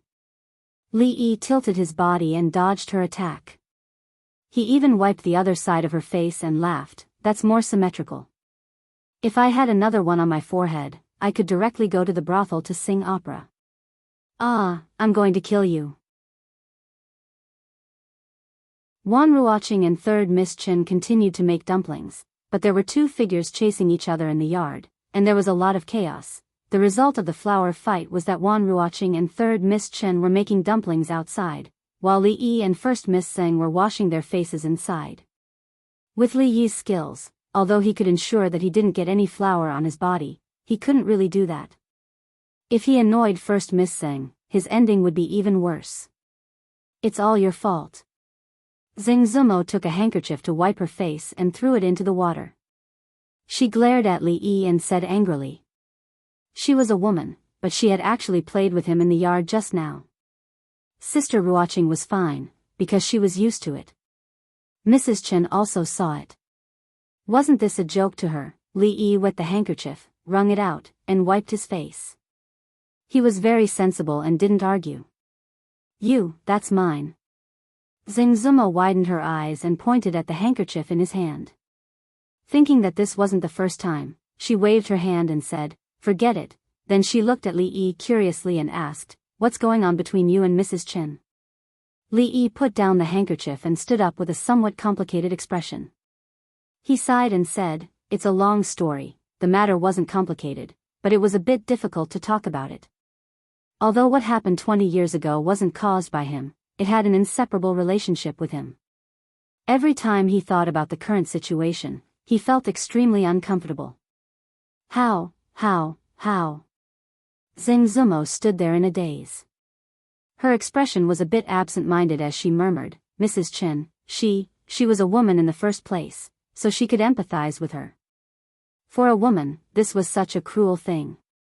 20 years ago, Madame Chen was about the same age as Xiao Chui, perhaps even 2 years younger than Xiao Chui. Now, it had already been 20 years. To think that the extremely kind Madame Chen would actually have such an encounter. Her head full of white hair had actually turned white in just one night. Her eyes were a bit moist. She looked at Li Yi and suddenly felt a bit angry. You. Li Yi clarified, not me. I didn't exist at that time. Zheng Zumo gritted her teeth and said, you men are all the same. Using and then abandoning. Not a good thing. Li Yi shook his head and said, I'll say it again. Some men do like to use and then abandon, but they are them, and I am me. I will not use and then abandon. You are. I am not. Yes. Say it again. Yes. Slap. Li Yi slapped her butt. We'll talk about it later. Zheng Zumo was stunned on the spot. A certain part of her body felt numb, but more of it was shame. Her pretty face was flushed, and even the roots of her ears were red. She looked up at Li Yi and said hatefully, yes. Slap. Li Yi looked at her and asked again, is it? Yes. Slap. Yes, it is. Slap. Slap. Slap. No. The numb feeling came again and again. Her face was so red that it seemed like it was about to drip blood, and her voice was already sobbing. Slap. Another wave of numbness came. She raised her head and looked at Li Yi in disbelief. I already said it's not. Li Yi looked down at her and said with some embarrassment, sorry, I hit you casually. Why don't you say no again? It was never too late to mend the fold after the sheep were lost. A prodigal son's repentance was more valuable than gold, and there was still a glimmer of hope at the end of the tunnel. To be able to recognize one's mistakes was a good thing, and Li Yi still had to learn from Miss Zheng on this point. Miss, why is your face so red? Xiao Chui asked Zheng Zumo in surprise when the two of them walked out of the backyard. Li Yi explained, the water is too hot and your miss is thin-skinned, so her face turned red. Xiao Chui nodded, not really understanding. She didn't know whether the water was hot or not, but she knew that every time the miss was alone with Li, her face would turn red. Wan Ruoqing looked at the dumplings on the plate and said, "It's just the few of us. We're almost done." When Li Yi helped to clean up the tray on the stone table, there was a sudden knock on the door. "Open the door. Open the door. Li Yi, don't hide. I know you're inside." Li Yi frowned, dusted off the flour on his hands, and walked toward the door. Third Miss Chen was startled and murmured, "Second brother?" At a certain moment, the knocking stopped. Chin Chong took a few steps back and looked at the two people who suddenly appeared in front of him. He asked, "Who are you?" The dozen guards behind him also looked at the two warily, as if they were facing a great enemy. One of the men said expressionlessly, "I want to ask, who are you, and what are you doing here?" Creak, the door opened from the inside, and Li Yi walked out. "Young master." The two men looked at him at the same time and lowered their heads slightly. Li Yi nodded, then looked down and asked, "May I know what business you have here, Lord Supervisor?" Chin Chong's face was filled with anger. "You dare to ask me? Where is my third sister? Hand her over." "Second brother." Third Miss Chen hurried out and said, "Second brother, I'm fine." Chen Chong looked at her nervously and asked, "Miao Yu, did this bastard do anything to you?" Li Yi looked at him, his eyes narrowed, and his fists clenched. He didn't offend anyone, so how did he become a bastard? If not for Third Miss Chen being here, he would definitely let this guy know what it meant to be a bastard. Chen Chong glanced at Li Yi, then supported Third Miss Chen and said, "Third sister, let's go. Follow second brother home. The preparations have already been made, we can't leave now." Third Miss Chen shook her head. Chen Chong frowned and said, "Don't mess around. Hurry and follow second brother home. The guests are all waiting." Third Miss Chen shook her head again and said, "Miao Yu just made some dumplings here. Why don't second brother stay and eat some with us?" "Dumplings?" Chen Chong's expression froze. Third sister made them personally? He found it hard to believe. Ever since he was young, his third sister had never done such things. As the daughter of the Chen clan, who would dare to make her do such manual labor? Even as her elder brother, he had never eaten the dumplings she made personally. Third Miss Chen waved her powder-stained hands and said with some embarrassment, "I just learned how to make them, so I didn't do it well." Chen Chong stood there in a daze. After thinking about it, he nodded slightly. Then eat some." Chapter 798. Since the third young lady had spoken, Li Yi naturally could not ignore her and shut Chong Chen outside the door. "Come in." Li Yi only glanced at Chong Chen and said expressionlessly. Although he was a magnanimous man and did not mind what Chong Chen had said to him, his expression was naturally not pleasant. He was having a good meal here, and this shameless outsider had the nerve to come over? Halfway there, he realized that the dumplings had run out. The dumplings made by 4 people were only enough for 4 people and 2 servant girls. With the addition of 1 more person, it was not quite enough. Turning back, he looked at Chong Chen and said calmly, "The dumplings are out. Lord Chen, go and buy some more." "You." As a dignified minister with the backing of the House of Duke, when had he ever been ordered around like this? Anger appeared on Chong Chen's face. He was about to flare up when the third young lady waved her hand and said with a smile, "I'll ask Xiao Er to buy some. She just bought some and knows the place. Let me go." Chong Chen shook his head. Third young lady had personally made the dumplings. How could the fillings bought by a servant girl compare to the ones he had bought? He was just dissatisfied with the rascal's attitude. After glaring at Li Yi, he strode out. The third young lady took a few steps forward and looked at the 2 girls. She said apologetically, "I am a guest and made the decision without permission. I hope Zoemo and Ruoqing will not take it to heart." No. Ruoqing shook her head and said with a smile, "It's just an extra pair of chopsticks." In Li Yi's view, this was not just an extra pair of chopsticks. Every time Chen Chong, this arrogant fellow, saw him, it was as if he was talking through his nostrils. This made him very uncomfortable. However, in terms of rank, a fifth-rank official was 4 ranks lower than him. Who gave him this confidence? If she saw him walking around in front of her, this meal would lose some of its flavor. However, he did not want to make things difficult for the third young lady, so he shook his head and walked to the kitchen. Although they were eating dumplings today, they couldn't just eat dumplings.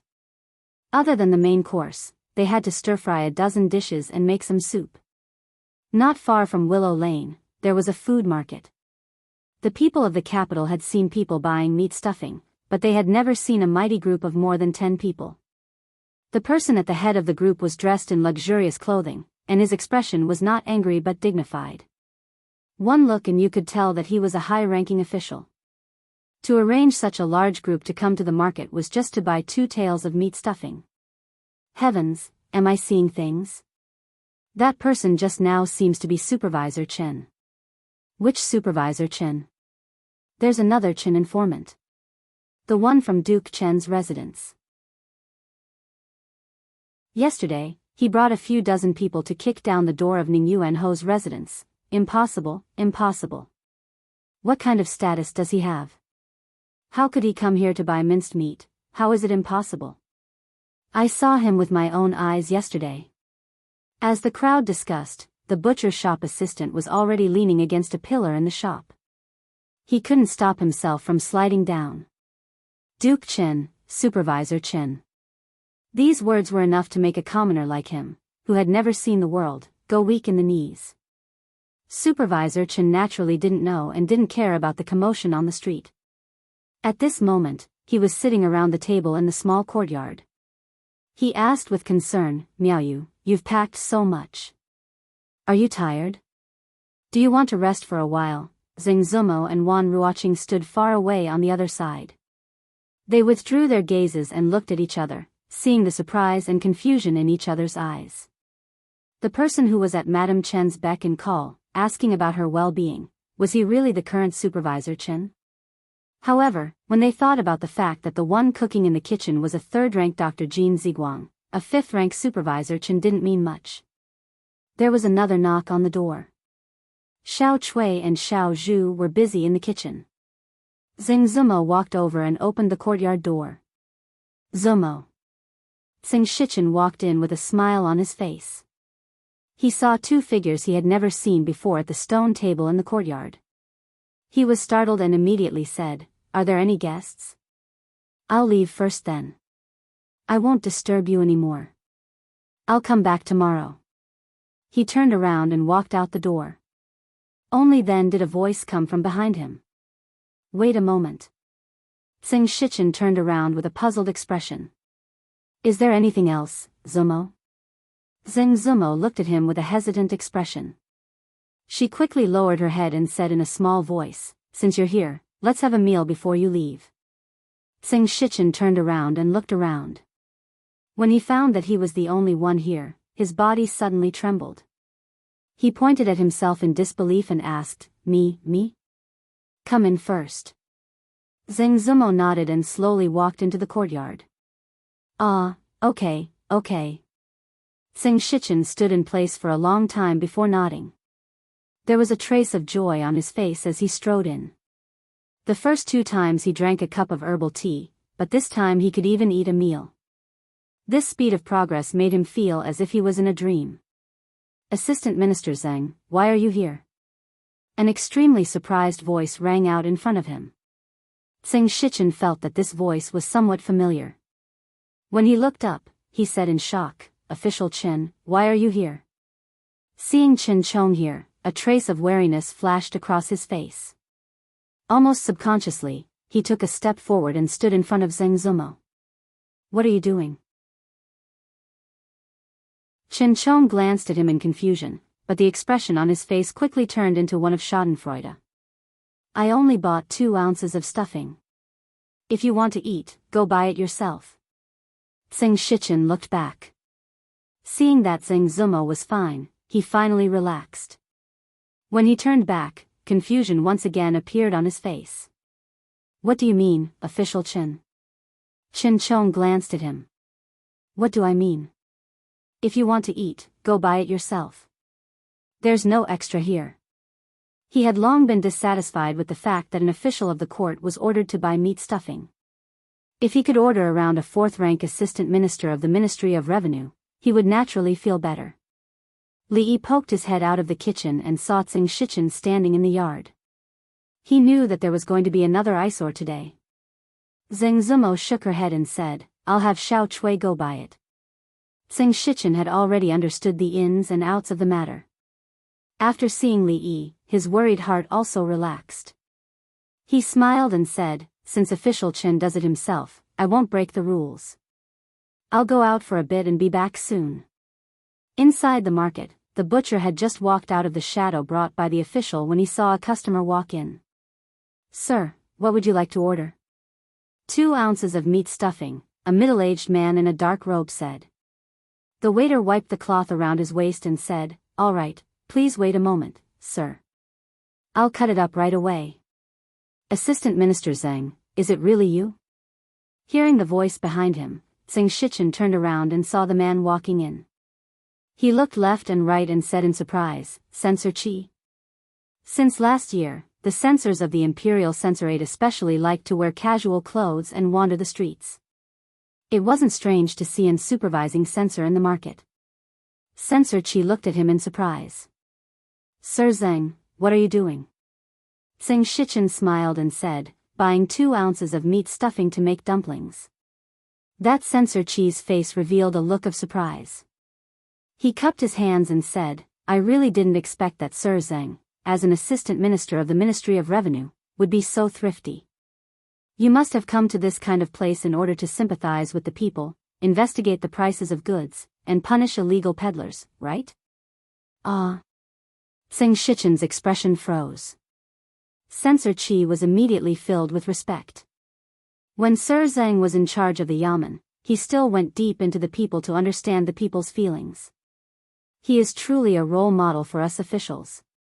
I will write a memorial tomorrow, Ministry of Revenue, Assistant Minister. Punish illegal peddlers? The butcher stood in a daze behind the stall. His face was pale and his body trembled. The meat stuffing in his hand fell to the chopping board and he fell to his knees. He shouted, Sir, you have wronged me. I am only a worker. About the matter of raising the price of meat, he pointed a finger at the fat middle-aged man behind him. It was all done by my shopkeeper. Tsing Shichen cupped his hands at Censor Qi and said, Sir Qi is too kind. I still have some matters to attend to, so I will take my leave first. Censor Qi also cupped his hands. Take care, Sir Zhang. Tsing Shichen took out a few copper coins and placed them on the chopping board. He picked up the meat stuffing and left without looking at the butcher. The butcher kneeled on the ground. He could only hear the sound of teeth grinding behind him. Wang, go.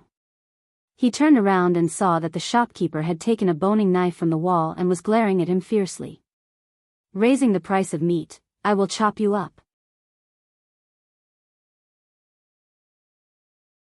Chapter 799. The dumplings were all wrapped up and were just waiting to be put into the pot.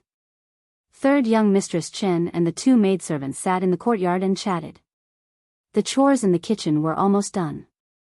The 2 maidservants could not interfere in the following matters and stood at the back, pouring tea and water. Li Yi busied himself in the kitchen while Chen Chong and Tsing Shichen stood at the entrance of the kitchen, watching. The Assistant Minister of Revenue, Tsing Shichen, still had a look of surprise on his face. He shook his head and said, if my colleagues in court were to find out that the dignified Dean of the Mathematics Academy, Grand Scholar Jin Ziguanglu, is actually doing this kind of kitchen work, I wonder how many jaws would drop. Chen Chong snorted coldly, his eyes filled with disdain as he said, it's clearly an insult to the culture. It's more likely they'll laugh their heads off. Damn it, he had always disliked this guy. Not only did he not make a move, but he was also standing here making sarcastic remarks. Li Yi looked back and said indifferently, "Come over and peel off those scallions." Chen Chong sneered. "Are you ordering this official? If you don't want to peel it, then please leave." Li Yi didn't even turn his head. "I think you're used to living a luxurious life. You probably won't care about a plate of dumplings. Where's the green onion?" "The corner." After marinating the fish, Li Yi said, "If Xing Darren has nothing else to do, why don't you mash those cloves of garlic into garlic paste?" "All right." Xing Shichen readily agreed without any resistance. In the courtyard, Miss Chen looked at Xing Zumo and said in confusion, "Zumo and Assistant Minister Zhang are both surnamed Zhang. Could it be?" Zhang Zumo smiled and said, "It's all in the past." Third Miss Chen saw that her expression was a little gloomy, so she didn't ask further. The three of them chatted about something else. From time to time, sounds could be heard coming from the kitchen not far away. "I asked you to peel the scallions, not to peel them all. Look at the scallions you peeled. What's left?"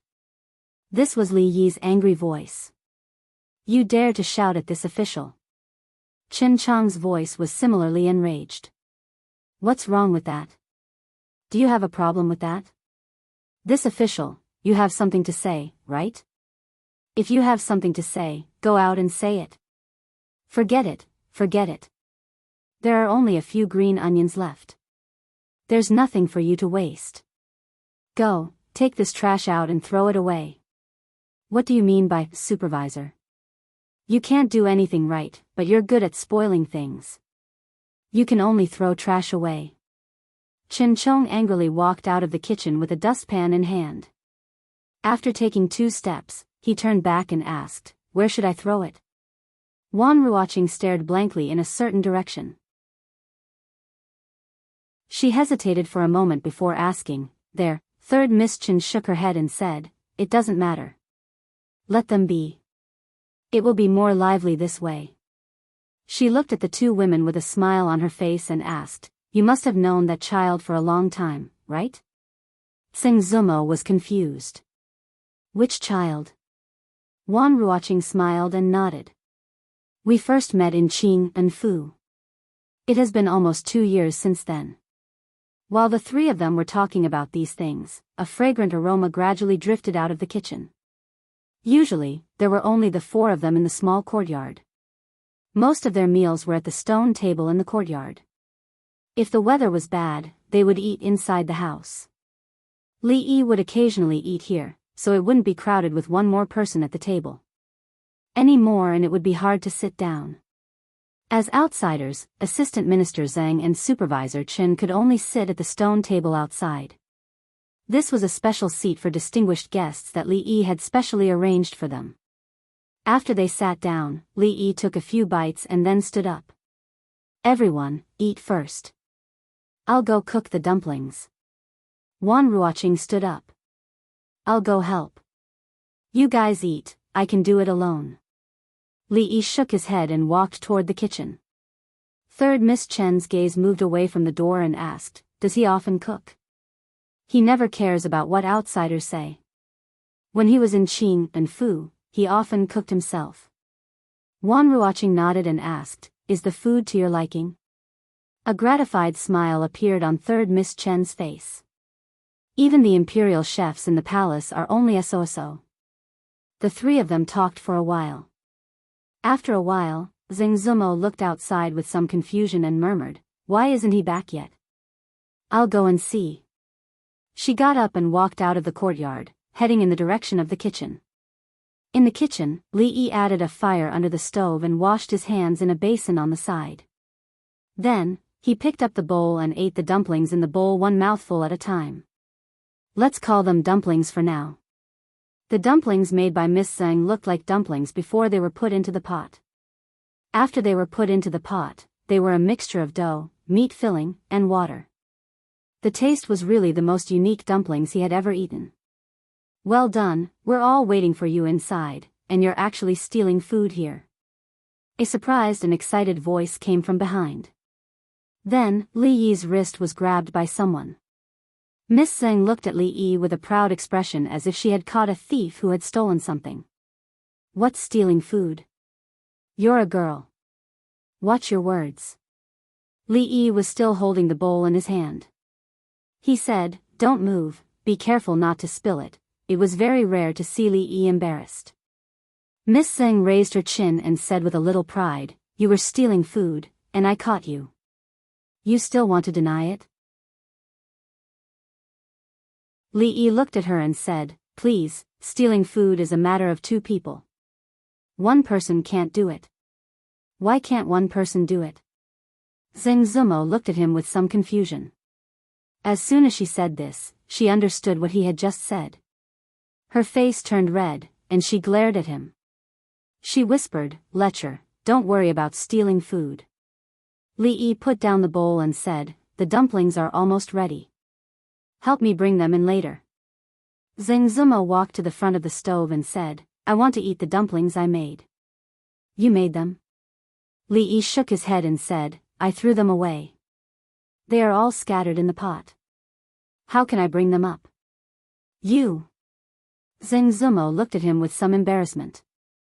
Those were the dumplings she had painstakingly made. Although they were not good-looking, it was still her first time. How could he? Her eyes inadvertently caught a glimpse of the bowl that Li Yi had placed on the side, and her expression was slightly startled.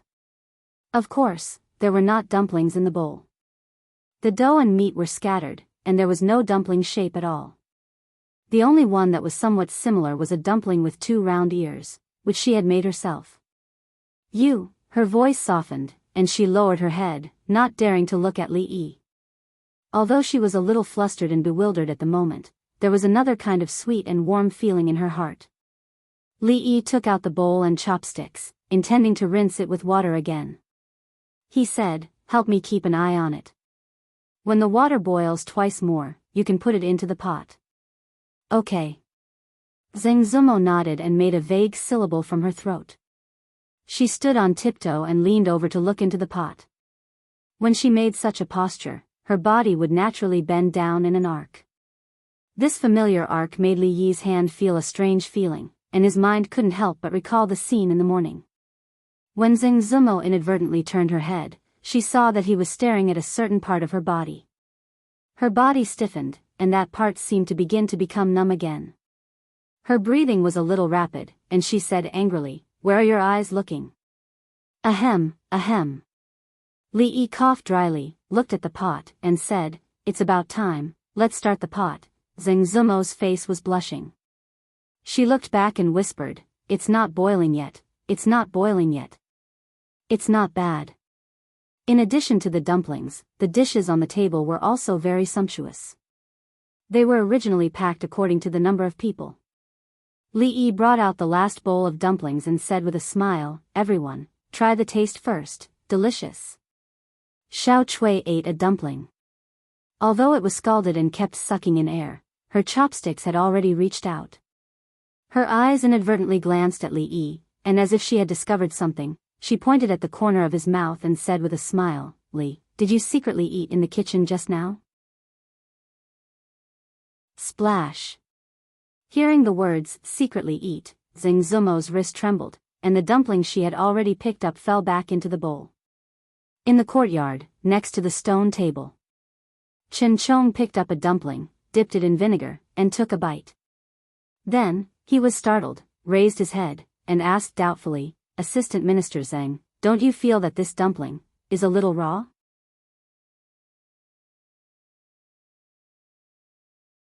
Chapter 800. I think it's okay. Zheng Shichen shook his head. Although official Chen has some old grudges with Marquis Li, what sort of person is he? Why would he use such a method to take revenge on you?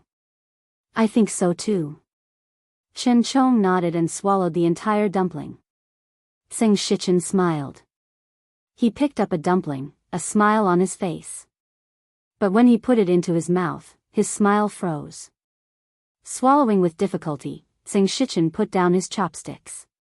He looked at Chen Chong and said, Official Chen, this dumpling seems a little raw. A quarter of an hour later, the two returned to their original positions. Who would have thought that two high officials of the court would personally start a fire and boil water for a few half-cooked dumplings? Official Chen, your face, Assistant Minister Zhang is not much better. Let him be, we'll talk after eating. Tsing Shichen picked up a dumpling, dipped it in vinegar, and asked, if I remember correctly, today should be third young Mrs. birthday. Why is Official Chen not at home? Why is he here? Chen Chong ate the dumpling and said expressionlessly, after he was released from office, Official Zhang did not return home. Was he observing the people, or, he looked into the room and said in astonishment, could it be that Miss Tseng is Sir Tseng's illegitimate daughter who was left behind by the common people? Speaking of which, why do I feel that between Sir Tseng and her, there is actually, Official Chen, if there is nothing important in the future, do not come here. Tsing Shichen interrupted him. He looked at him and said, if there is something. Official Chen is the minister of the imperial court and is very busy. Why would he need to come to this small willow lane? Don't you think so? Chen Chong put down his chopsticks, his eyes narrowing. Assistant Minister Zhang, what do you mean? Tsing Shichen put down his chopsticks and met his gaze. I have a personal relationship with the former Assistant Minister of Justice, Zhao Guangyuan. The former Assistant Minister of the Ministry of Justice, Zhao Guangyuan, accepted bribes for personal gain and is still imprisoned in the imperial prison. A dangerous light flashed in Chen Chong's eyes as he said in a low voice, what does this have to do with what Lord Zhang said? It's very normal for Lord Chen to not admit to this matter. After all, even Assistant Minister Zhao of the Ministry of Justice fell from power in a muddle-headed manner. He did not know that the person behind it was actually Lord Chen. Tsing Shichen shook his head and said, I have no other intentions in saying these words, I just want to tell Lord Chen. He looked into the room, and a hint of warmth flashed across his face. When he turned back, his eyes were cold. Stay away from drunk ink. Chen Chong's eyes narrowed, and he said word by word, Tsing Shichen, are you threatening me? I don't dare. Tsing Shichen's expression had already calmed down. He saluted and said, Lord Chen has the House of High Dukes behind him. How would I dare to threaten Lord Chen? It's just that Zumo is the only descendant of my big brother in this world. I can't let anything happen to her. Although the Zhang family is small, if Lord Chen insists, the House of High Dukes will not be happy. Your big brother, Tsing Shiji? Chen Chong glanced at him and murmured, I see. He picked up his chopsticks again, shook his head, and said, back then, I felt that you were more suitable to be an official than your big brother. Back then, the Zhang family was suppressed and ostracized by the former assistant minister of the Ministry of Revenue. Later, they were framed and their salaries were touched. The Zhang family's direct line of descent suffered. No wonder, no wonder. Later, the former assistant minister of the Ministry of Revenue was found by the imperial censorate to have accepted large amounts of bribes and was sentenced to 500 miles of exile. I'm afraid this road to hell is more than 500 miles, Tsing Shichen shook his head and said, only Assistant Minister Fang himself knows this. Chen Chong ate another dumpling and said casually, the Intelligence Bureau has not found out about that matter. How did you know? Tsing Shichen smiled and did not speak. I thought that Lord Zhang had relied on the support of the Chui family and the King of Shu to climb from a small head of the Ministry of Revenue to where he is now. It seems that I have underestimated Lord Zhang. Chen Chong shook his head and picked up his chopsticks. To express my apology, here, a dumpling to you. Tsing Shichen also picked up his chopsticks and nodded. Thank you, Lord Chen. The invisible confrontation between the two of them had been resolved by these two dumplings. For them, there were some things that did not need to be said. They had already reached a consensus on that dumpling. As Chen Chong ate the dumplings, his gaze would occasionally glance into the room. From here, he could faintly see what was going on in the room. Although he could not clearly hear the contents of the conversation, he could still hear the occasional light laughter of the woman. Chen Chong's gaze paused on the face of the white-haired woman. She was currently smiling and talking to the woman beside her. This kind of smile, how long had it been since he had seen it on her face? Even when he held a birthday banquet for her every year that would shake the entire capital in terms of grandeur and grandeur, even noble consort Chui's birthday banquet could not compare to it, he had never seen such a smile on her face. Of course, she often smiled, but that kind of smile made him feel even more sad. In the next moment, his gaze landed on the only young man in the room. Sing Shichen's gaze was also in the room, but it fell on the other woman. Back then, the little girl who only knew how to follow behind him and call him second uncle, had already grown into such a person. In the past, Big Brother often grumbled at him, complaining that he had spoiled her too much, causing his daughter to treat him, this second uncle, more than her father. However, it had been a whole 13 years since he had heard her call him second uncle. Sing Shichen sighed in his heart, his gaze also turning to that young man. Both of their gazes were extremely complicated. At a certain moment, when the two of them retracted their gazes met in the air. Some things are better left unsaid when there are so many people around. Sing Shichen finished the last dumpling and put down his chopsticks. Chin Chong picked up another dumpling. Assistant Minister Tseng, there is no harm in speaking. Lord Chen, what do you think are the chances of the King of Shu succeeding? Chin Chong's chopsticks were about to enter his mouth, but his body trembled when he heard this, and he put the dumpling back into the bowl. As both core members of the King of Shu's faction, it was very normal for the two of them to analyze the current situation and plan for the King of Shu. However, both of them knew that this time was completely different from the past. Chen Chong said in a low voice, when the King of Shu was in the capital, his actions had already bitterly disappointed countless supporters in the court. Those who were wavering probably also gave up on that idea. Sing Shichen continued, in the future, the School of Mathematics will definitely be heavily relied upon by the court. Minister Qin has said many times that the Ministry of Revenue should recruit more talents from the School of Mathematics. However, in the School of Mathematics, there is no one from the King of Shu's faction. The person in charge is Prince Jin. After the accounts were checked, the King of Shu and the Chui clan's power in the court was almost completely wiped out. Their arrangements over the decades were destroyed in a day. The Chui clan's foundation was almost destroyed by foreign merchants. They could not interfere in the matter of the School of Mathematics, and they have lost the support of the people. Prime Minister Qin's attitude has been ambiguous recently. The most frightening thing is His Majesty's attitude.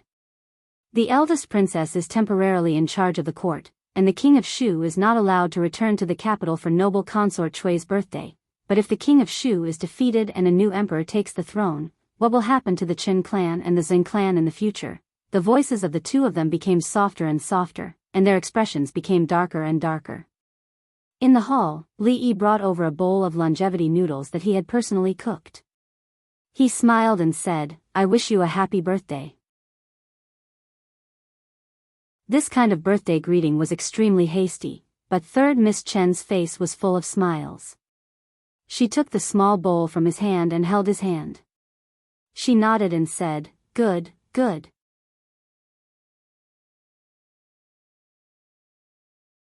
Chapter 801. Duke Chen's Residence. Although night had yet to fall, the entire Chen residence was filled with jubilation. The residence was decorated with lanterns and colored banners. Guests arrived and chatted with each other. Servants and maids walked among them, serving delicacies and wine. The atmosphere was joyous.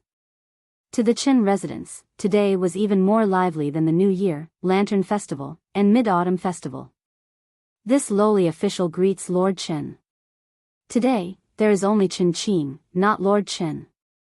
Long time no see, congratulations on your promotion, Lord Chen. Today is my youngest sister's birthday, let's not talk about these things. Sit over there, Lord Qin, welcome. Chui Lu, bring Madame Qin to the ladies in the inner courtyard. The Qin family's status in the imperial court was not low, and it could even be said that it played an important role. This was not only because of Minister Chen's prestige and connections in the past, but also because the Qin brothers held important positions in the imperial court. One was a minister, and the other was now an official's attendant. Anyone who was invited to today's banquet more or less had the intention to curry favor with them. Chen Qing personally welcomed a few important guests, then turned around and frowned. What time is it? Why haven't third sister and second brother returned yet? A servant replied respectfully, Master, second master went out to fetch third miss a long time ago. I don't know why, but there has been no news yet. The banquet is about to begin. Send someone out to take a look. Yes. Chen Qing gave an order and the servant immediately retreated and ran out of the mansion. In Willow Alley, third Miss Chen walked out of the courtyard and smiled at the two girls. I still have to thank you for your hospitality today. Sorry for the trouble, Wan Ruoqing bowed slightly and said, you are too polite. It is just a simple meal. Although it is simple, it is better than all the luxurious clothes and food. Third Miss Chen looked at Li Yi, who was standing at the back. After a long time, she said, it is getting late. We have disturbed you for so long. We should go back. Be careful. Chen Chong helped her down the stairs and looked back at Li Yi. His brows were still furrowed, but there was no longer the intense hostility from before. Drunk ink, I'm going back too. Seng Shichen smiled, then turned and walked towards the entrance of the alley. When this assistant minister of the Ministry of Revenue and Minister Chen parted ways at the mouth of the alley, they looked at each other again. After exchanging some information, they got into their respective carriages. In the courtyard, Li Yi and Zheng Zumo sat on either side of a stone table. Seeing this third young lady again today made his heart feel uneasy again. The Qin family had always been the most solid force of the King of Shu's faction. It was also a force that he and the eldest princess could not avoid in the future. However, the Qin family was different from the Cui family, the Yu family, and the Qin family. The Li family owed third Miss Qin too much. Since ancient times, conflicts between factions had always been cold-blooded and heartless. However, if they really used unscrupulous means to achieve their goals and caused her to suffer even a little more harm, even if their ultimate goal was achieved, they would never be able to live in peace for the rest of their lives. This matter needed to be discussed at length. Seng Zumo put a cup of tea on the table in front of him, looked at him and said softly, are you still thinking about Mrs. Chen? Li Yi took a sip of tea and nodded slightly. She thought about it and said, this matter is not your fault. Li Yi shook his head. But it is still related to me. Fang's head had poked in twice from outside. Li Yi looked up and said, it's getting late, she nodded. Well, you can go back. I have a lot of things to do in the next few days. I may not have much time to come. Rui's due date was less than 3 months. Li Yi did not intend to let the old lady and the other women take her to pray for Buddha's blessing all day. After a pause, he said, if there is anything urgent, send someone to find me. The new house is not far from here. You should know where it is, right? Then. Wait a minute. She was stunned and hesitated for a moment. Then she turned around and walked quickly back to the room. Soon she came out and handed something to Li Yi, saying, it's not good. It's not as good as Sister Ruoqing. If you don't like it, throw it away. Li Yi looked at the baby clothes in his hand. It was indeed not as good as the one made by Ruoqing, but compared with the one she made before, it was like heaven and earth. Her needlework was just like her culinary skills. It was incredible that she could make such great progress in such a short period of time. It was enough to guess how much effort she had put into this area these days. Let me see. Li Yi grabbed her left hand, and sure enough, there were quite a few dark red spots on her white, jade-like fingers. This time, she did not struggle. Seeing his slightly distressed expression, a smile appeared on her face. The dull pain in her hand did not hurt so much. At the door of the room in the back, a figure had come out. Seeing the situation in the courtyard, he slowly retreated. Li Yi was a little touched and angry. He sighed and said, don't be so silly in the future. She shook her head and said, it's never wrong to learn more things. Besides, in the future, I have to do a few things for my child. That's true. Li Yi nodded and said, but you have to be careful. No one is like you, hurting your hand when making clothes. Anyway, it's still early. If you do it slowly, there will be a lot of clothes. It will save me the trouble of buying them outside. She slightly lowered her head, feeling a little disappointed. Yes, the only thing she could do was to sew a few small clothes for him and Miss Lu's child. She subconsciously wanted to withdraw her hand from Li Yi's hand, but he held it even tighter. Li Yi looked down at her and asked, "Do you want to have a son or a daughter?" "I think a daughter is better, but it's not up to us. When the time comes, it still depends on luck." Hearing this, her body trembled, and then her face immediately turned red. She struggled even harder to break free from Li Yi's hand. Who wants to have a child with you?" Li Yi could only see the back of a panicked fleeing figure. He said helplessly, "Why are you running?" In the future, not now." Some things were vague. It would indeed save a lot of trouble if it was not said or poked through the layer of paper.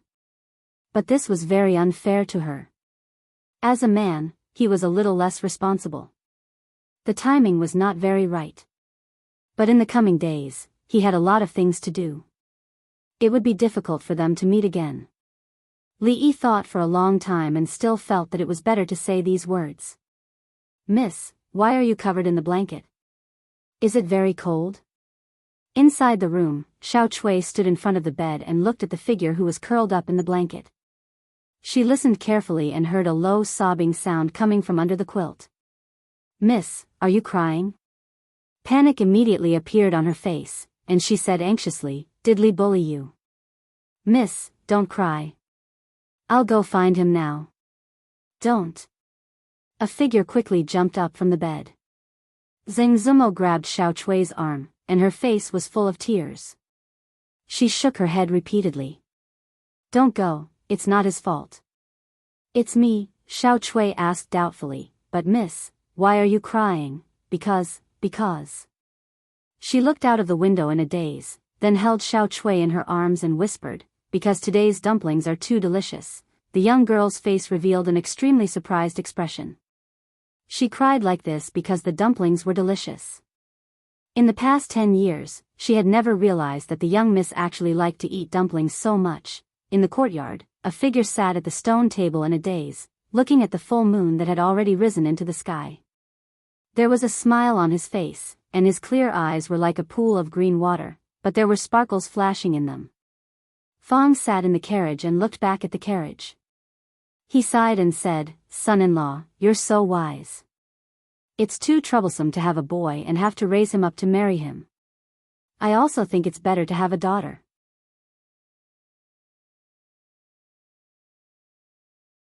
Chapter 802. Husband, you came back a little later than usual today.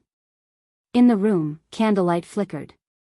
Li Yi moved the wooden basin away, helped Rui dry her feet, and covered her with the quilt.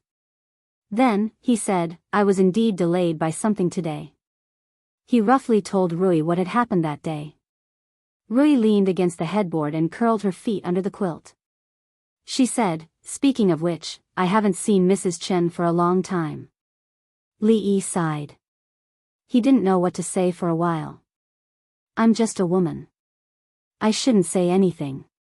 Rui looked at him and said, "But I think that in the future, no matter what happens to the Li family and the Chen family, we must treat Mrs. Chen well."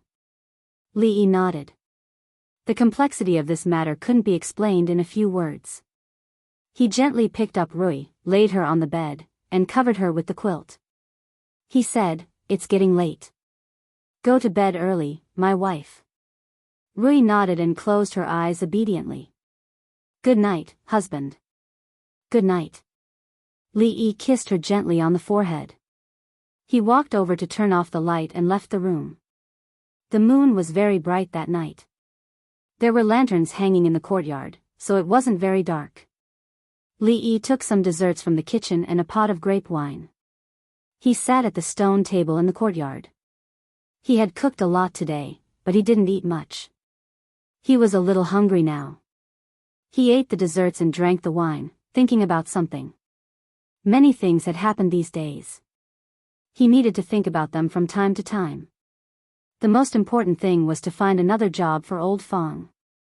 With a grandmaster like Su Lao by his side, his existence seemed a lot more unnecessary. Secondly, since the old emperor handed over the affairs of the court to the eldest princess, he really didn't care about anything. He moved to Hibiscus Garden with the empress, Yan Fei, and the others, and retired early. According to the eldest princess, he actually asked the imperial guards to open up a vegetable garden in Hibiscus Garden. He had already planted the seeds himself. When spring came next year, he would be able to eat the vegetables he grew himself. Other than that, he played on the streets with Shawning and Yongning every day under the protection of a group of hidden guards. He led the dogs up the mountain to chase rabbits and set traps to catch pheasants. Of course, he didn't chase them himself. Li Yi was starting to wonder if things really turned in the opposite direction when they reached an extreme. The old emperor had been working hard his whole life, but in his old age, he had completely let himself loose and neglected his duties. If this went on, he would not be able to keep his chastity. However, after staying away from the affairs of the court, he went to bed early and woke up early every day.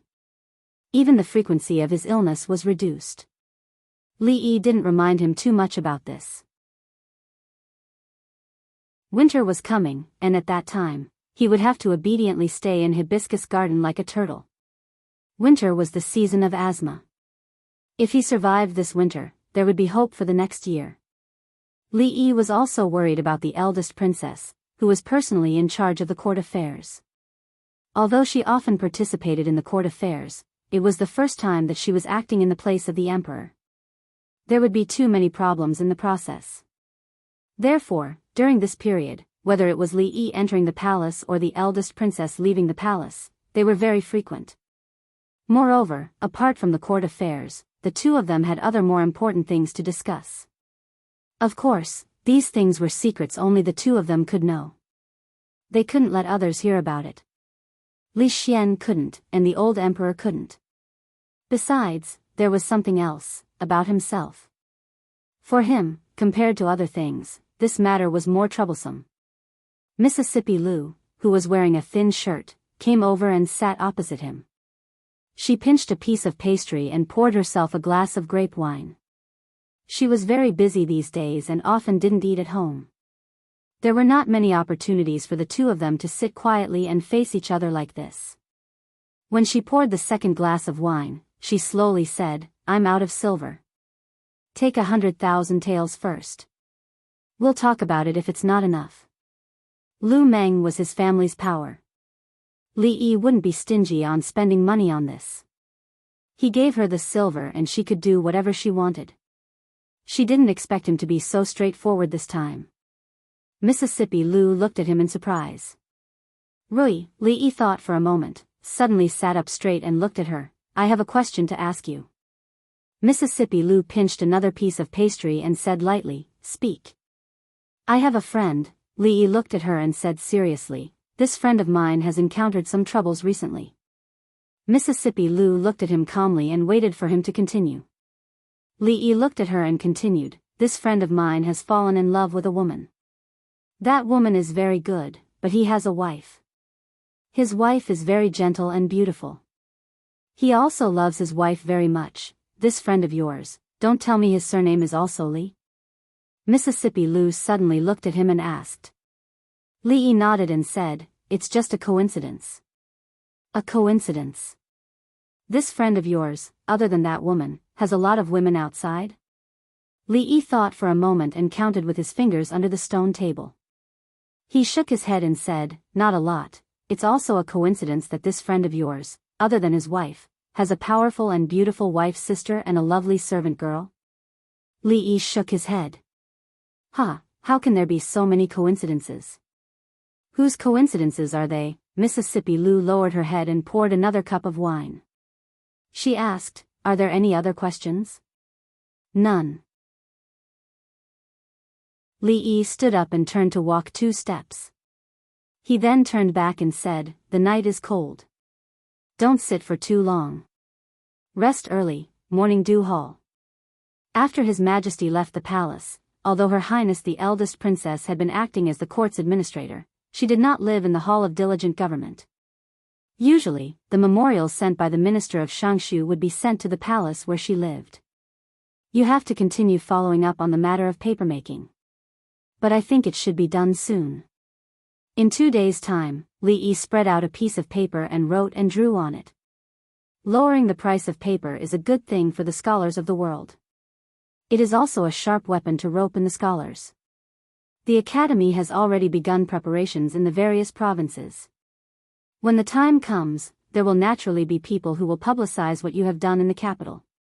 Once these two things are done, it will almost be enough to win the hearts of the scholars of the world. Continue to send people to the U family every day. They will definitely continue to raise the price of paper. When the price reaches a certain level, they will definitely be tempted and start to stock up. Because if the academy uses that price to buy their paper, the entire operation of the academy will collapse. They will kill two birds with one stone. Of course, we will definitely not let them kill two birds with one stone. After the new cheap and good quality paper is released, the U family's paper mill will collapse and the paper they have in stock won't be sold. The U family. It just so happens that winter is coming. We won't starve to death with the Chui family. We will have company and won't be lonely. After listening to him, Mingzu nodded, but her face showed some confusion. She looked at Li Yi and asked seriously, Can I really do it? Li Yi looked around and moved closer to her.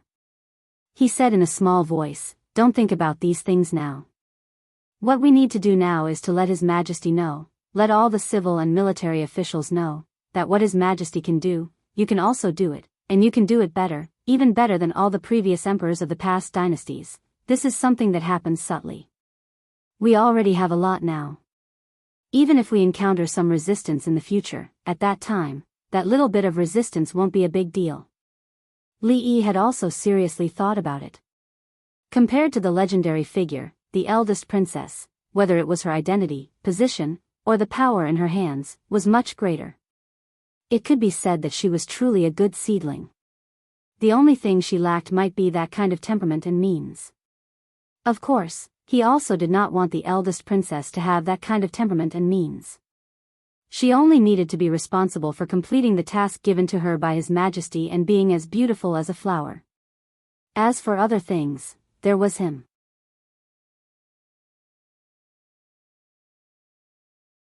Chapter 803. Is the Princess Royal in? Li Xian stood at the entrance of the morning dew hall and asked a palace maid. After getting an affirmative answer, he walked in. These days, Mingzu was sometimes in the palace and sometimes at Li Yi's place. If he wanted to see her, he had to rely on luck. This was not the most depressing thing. The most depressing thing was that no matter where they were, she and Li Yi always seemed to deliberately avoid him when they were talking about things. He had accidentally bumped into them a few times. The two of them were originally having a serious discussion, but when they saw him, they would immediately change the topic. The last time, they actually said that they were talking about whether the crown princess would give birth to a boy or a girl, and even asked him if he liked a son or a daughter. Needless to say, of course he liked a son. But if it was a daughter, it was fine, because it would be his child. This was not the most important thing. The most important thing was that between the two of them, one was his best friend, and the other was his family. This feeling of being ostracized by the people closest to him was very uncomfortable. There must be something hidden in this that he did not know. He opened the door and saw the two people in the room. After a moment of shock, he smiled and said, "You're both here. The new paper has been made, it's very good." "Oh yes, what were you talking about just now?" Because the two of them were talking about something secretive, Li Yi deliberately stayed very close to the Princess Royal. When Li Xian pushed the door open and entered, he had no time to react at all. He secretly glanced at the Princess Royal. At such a close distance, she should have been able to sense it. Mingzu lowered her head. She had been absent-minded for a moment, and when she realized it, it was already too late. Li Yi looked at Li Xian, then looked at Mingzu and asked, "Yes, what were we talking about just now?" Mingzu looked at him and said, "The soup you brought today was very delicious, let's continue tomorrow." Li Yi's face was full of regret. "I was going to bring another kind of soup tomorrow. It's even more effective." Li Xian stared blankly at the two of them. When he came in just now, the two of them were so close to each other. When they turned around to talk to him, their faces were almost touching. Now they were actually telling him, what soup were they discussing just now? What kind of soup did they need to stand so close to each other? The two of them had been behaving strangely lately. They had been hiding together all day, a man and a woman alone, cheating on each other, a man and a woman together in a room, acting sneakily, and not letting him know what they were discussing. There was definitely nothing good about it. Why are you asking so many questions? Li Yi glanced at him. Just now, what did you say about the paper creation? No, you have to make it clear to me today. Li Xian didn't seem to be so easy to fool this time. He looked at the two of them with a sullen face. Originally, it was a matter of the three of them together. Suddenly, one day, he was pushed out. The three heroes of the capital had become the two heroes of the capital. This kind of feeling could not be understood unless one experienced it personally. This, Li Yi looked at him. He didn't know what to say. Of course, it was impossible to tell the truth. This was no small matter. Even Li Xian couldn't know about it. He couldn't even think about it in that direction. This reason was not easy to come up with. In Li Xian's mind, he couldn't help but think about the various states between Li Yi and Mingzhu over the past few days. Or rather, signs, as well as their intimate appearance when he came in just now. At this moment, Li Yi and Mingzhu seemed to have thought of something. One of them was stuttering, and the other was lowering her head in silence. A thought flashed through his mind. Could it be? He looked at the two of them suspiciously. Li Yi's heart skipped a beat. He couldn't have guessed this kind of thing. Mingzhu's face also showed a trace of unnaturalness. Li Yi's nervousness and Mingzhu's panic naturally didn't escape Li Xian's eyes. Seeing this scene, his heart was almost certain of his guess. He blurted out, could it be, there's something going on between the two of you? Ah. Li Yi's expression froze. What? Mingzhu raised her head to look at Li Xian. Still pretending, still pretending? Li Xian looked at the two of them with a face full of agitation. He had an expression that said, stop pretending. I knew it. There's definitely something going on between the two of you. Li Yi looked at him in a daze. No, when we were in Qing and Prefecture, I knew that the two of you, sooner or later. Don't mess around. Have you settled your wife? Have you settled your sister-in-law? I've settled those too. And Uncle Huang. Mingzhu is the eldest princess. It's difficult to settle the etiquette. Li Yi had never seen Li Xian so agitated. He couldn't even get a word in. Then he thought of something. He didn't have many opportunities to meet with the eldest princess, and he also had to be on guard against Li Xian at all times. What could he do to get past this hurdle and make him pay more attention in the future so that he wouldn't be so reckless? It seemed like there really was. So he held the eldest princess's hand and sighed. His face showed helplessness. You also know that Mingzhu is the eldest princess. He looked at Li Xian. His expression was slightly gloomy. So, if we want to be together, it's as difficult as ascending to heaven, Li Xian hurriedly said, don't be discouraged. You don't look like someone who gives up easily. Let's think of a way together. It should be possible. Li Yi's tone was sad. So, we can only be together for such a short period of time when we are discussing politics. Although it was hard to lie to him like this, he didn't have any conscience. But it was better than letting him know the truth. A white lie was worth forgiving. The eldest princess also understood his intention at this moment. She quietly let him hold her hand. In Li Xian's view, this was a kind of floating and sinking according to the man. Otherwise, with Mingzhu's temper, she would only hold a man's hand. It was impossible for her to hold his hand. I know. It's not easy for you. I'll leave now. Li Xian nodded fiercely to show that he understood. He turned and walked outside without any hesitation. Forget it. I still have business today. Li Yi grabbed his arm and pulled him back. He asked, you just said that the paper has been made? Li Xian looked at them again and then said, it has been dried. The quality is really high and the cost is so low. Once it is launched, the Academy's problem can be solved. But he thought of something else and asked doubtfully, of the two types of paper you made this time, one is of high quality and low price. It will definitely be recognized by the world, but the other, it is very soft. After you use ink, it will immediately permeate. You can't write on it, you can't draw on it, and you can't use it to wrap things. Why did you waste so much effort to make this inferior paper? Li Yi glanced at him and said, why do you care why I made this paper?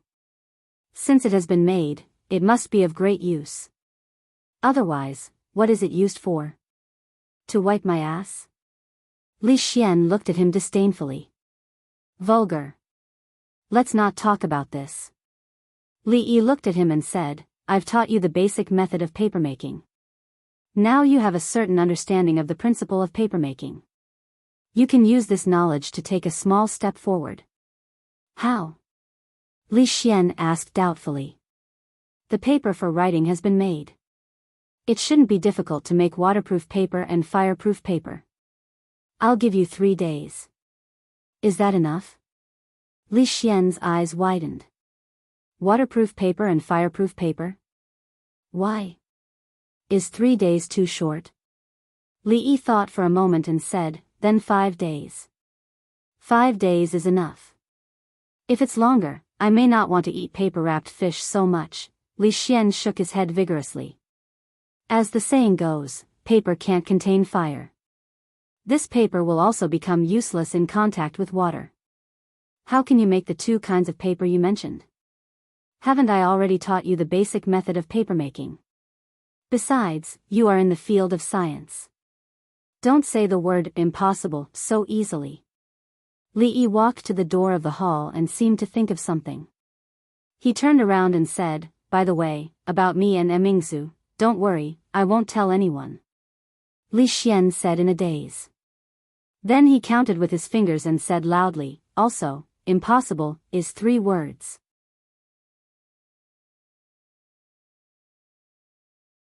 Chapter 804.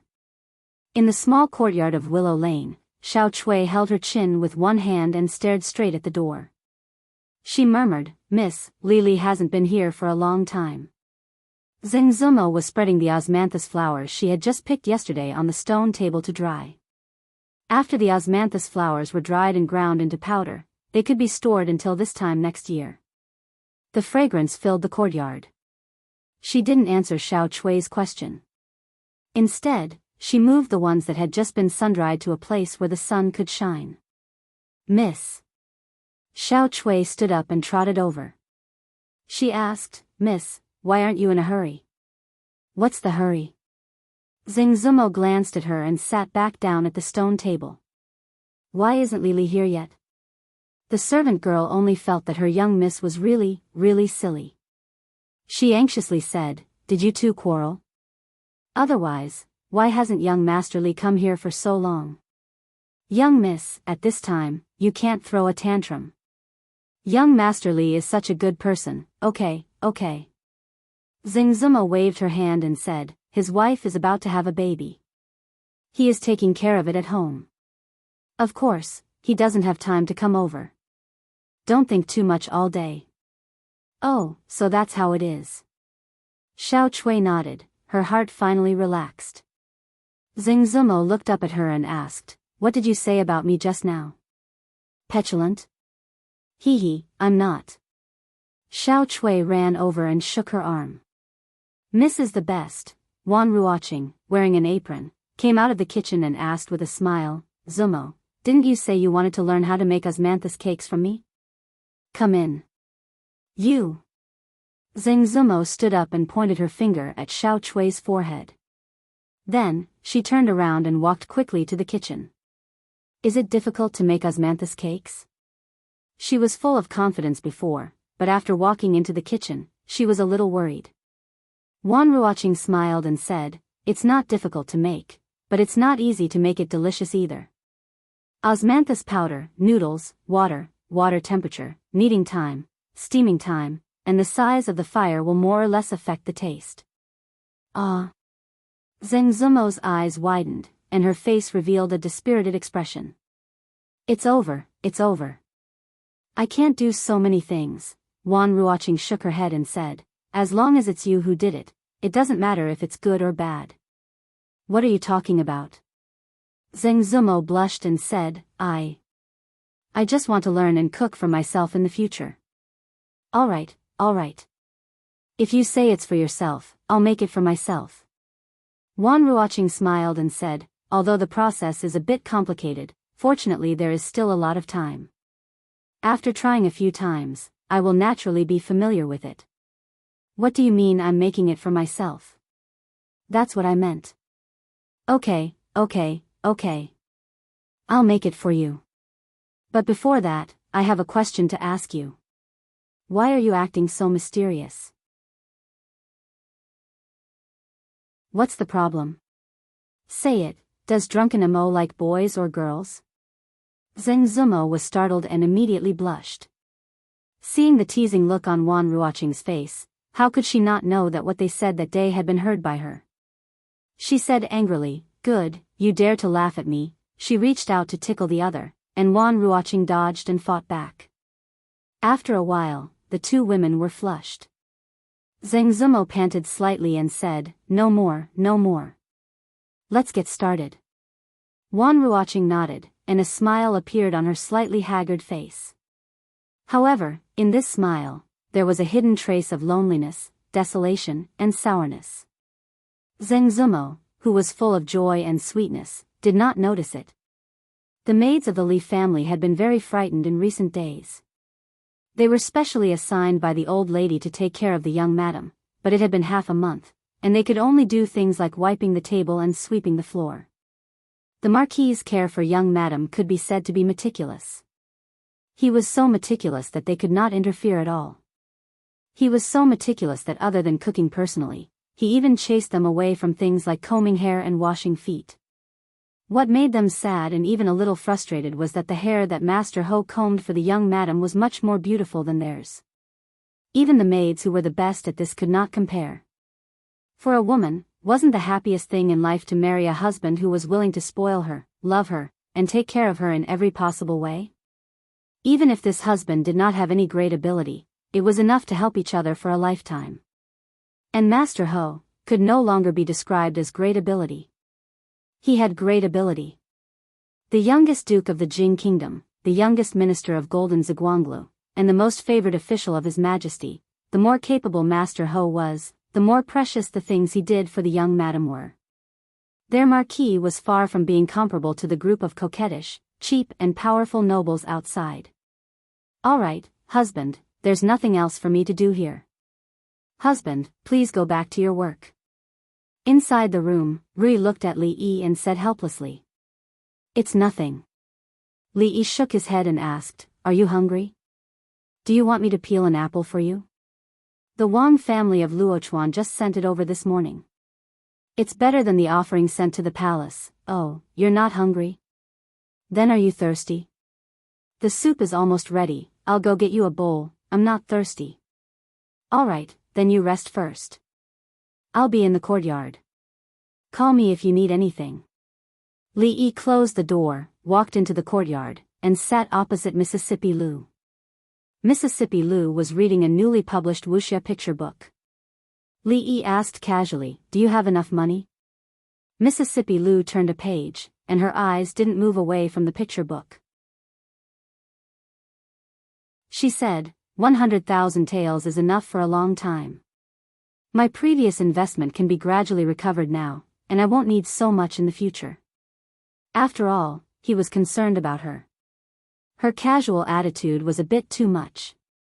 Li Yi frowned slightly, looked at her, and said, hey, Rui, when you speak, can you look at others? This is the most basic respect, right?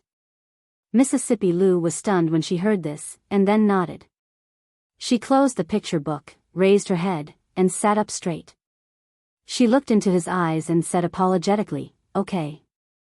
After receiving Mississippi Lu's apology, Li Yi nodded in satisfaction and asked, where were we just now? Oh, Lu Meng's investment has paid off. Mississippi Lu showed an expression of interest. She looked into his eyes to show respect and asked, speaking of your friend with the surname Li, has his matter been resolved? What are you talking about? Don't always talk about others behind their backs. Li Yi stood up and said, there's something going on at the school. I'll go take a look. You stay at home and take good care of your sister. There was nothing going on at the school. As the vice dean and dean, Li Han would take care of all the matters at the school.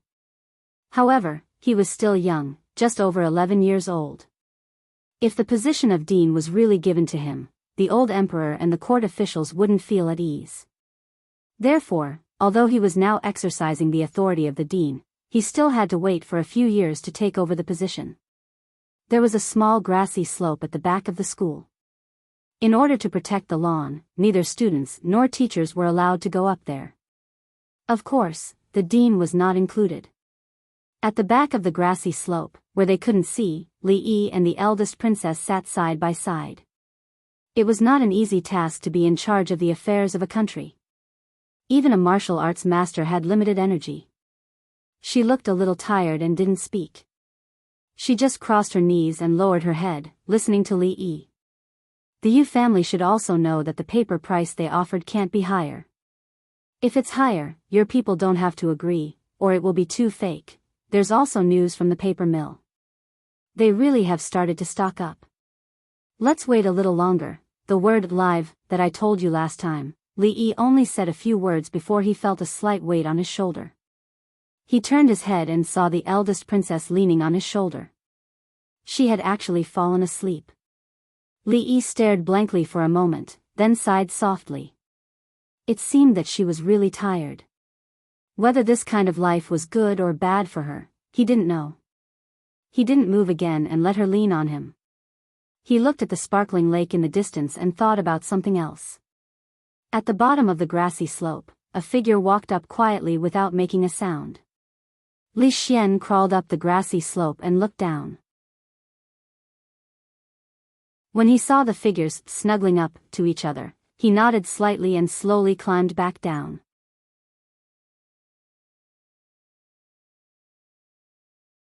Chapter 805. The Academy of Sciences really can't make waterproof and fireproof paper. Li Xian looked a little haggard. It was obvious that he had been thinking about this matter for the past few days. It seemed that he really had no clue. Otherwise, he wouldn't have given up so quickly. If you can't make it, then forget it. At most, I won't eat paper-wrapped fish anymore. Li Yi shook his head and said, Emingzu is very busy these days.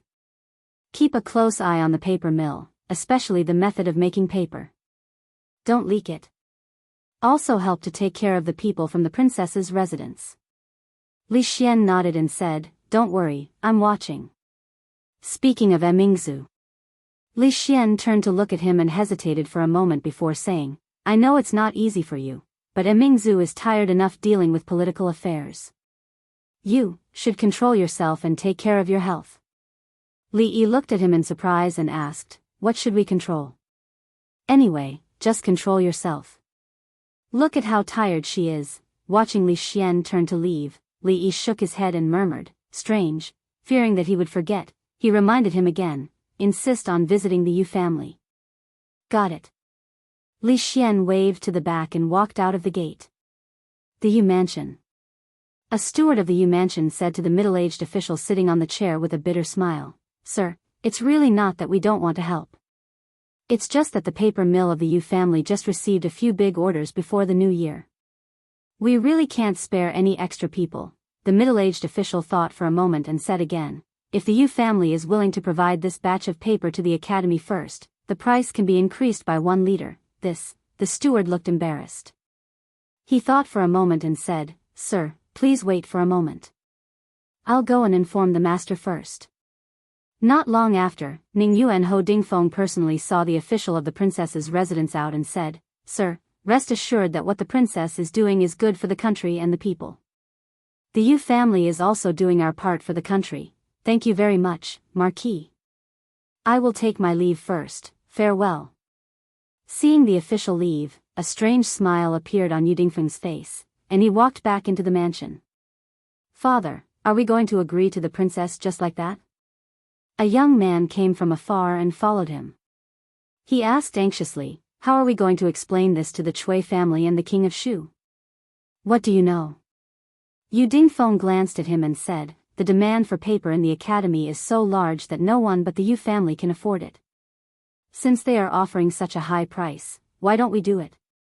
If this large sum of money is used on this, I want to see how their academy will operate in the future. If their academy can't continue and we get the money for nothing, not only will noble consort Chui not blame us, but this matter will also be a great merit. The young man was startled for a moment before a look of reverence appeared on his face. Father is wise. Yu Dingfeng waved his hand and said, all right, stop flattering me. Tell me, what's the matter? Nothing can be hidden from father. The young man smiled embarrassedly and said, third brother has been reflecting on himself in his room for half a month. Mother sent me to ask when, don't mention that bastard to me. Hearing him mention this matter, Yu Dingfeng's face was filled with rage. If it weren't for that blind bastard provoking that person from the Qin family, that madman Qin Chong wouldn't have come knocking on their residence to denounce them. The Yu family had paid a heavy price to settle this matter, and even now, he still felt his heart ache when he thought about it. I said 1 month, so it's 1 month. Not a day less, not even an hour less. Yu Dingfeng said with a sullen face. He then asked, have you found the prostitute from that day? The young man lowered his head and said, not yet. When I found the brothel, I heard that she redeemed herself on the same day and left. As for where she went, I don't know. Yu Dingfeng's face became even more sullen. Even now, if he still did not know that the Yu family had been schemed against, he would not be fit to be the head of the Yu family. Half a month ago, after listening to the bodyguard's detailed account of what had happened that day, he realized that the appearance of that woman and the words she had said were all meant to lead that unfilial son into a conflict with that person from the Qin family. That was why Qin Chong had come knocking on their door. It was clear that someone had schemed against the Yu family from behind. Although he did not know who the mastermind was, he had to settle this score with the Qin family sooner or later. Originally, after knowing the identity of the other woman in the cloth shop that day, he still had many misgivings. After all, the youngest golden Ziguanglu of all the dynasties was not a person who was easy to get along with. Fortunately, after so much time had passed, that person had not made any moves. Perhaps, he had already forgotten about this matter? Yes, he must have forgotten about it. When Li Yi walked out of the School of Mathematics, Li Xian chased after him and asked after listening to him, has the Yu family agreed? Li Xian nodded and said, they just agreed. Should we release that paper now? No hurry. Li Yi waved his hand and said, let them stock up more goods first. Originally, there was only a small grudge with the Yu family, but it had been half a month, and with the interest, the small grudge had long become a big one. Bullying Mingzhu and Zui Mo only made them lose money, which was not a big deal.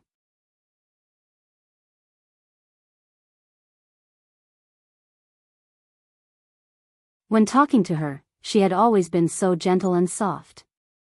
She was truly a woman as gentle as water. No matter how impetuous he was, he could quickly calm down after spending a short time with her. When he passed by here, he came to see her and talked about some things about the brothels. He didn't know how many times he had told her to rest more and not to be too tired. Then, he refused her offer to send him downstairs and left. Above the small building, a gentle gaze, through the window, watched him walk out of the brothel, and stopped at the place where his figure disappeared. The figure leaned against the window and stared blankly, until the sky darkened.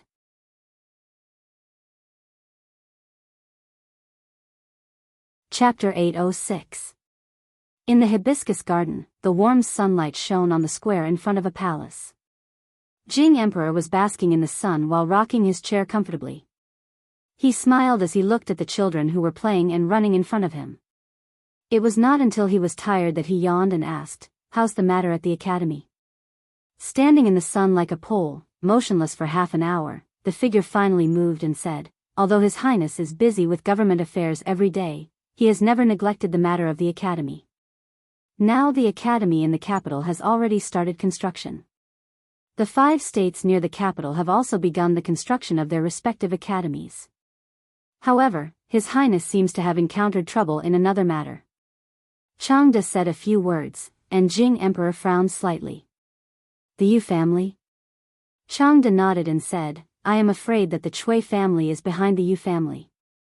After all, if the academy is really implemented, in the long run, it will shake the foundation of the aristocratic families. The imperial court's paper shops are distributed to various yamens.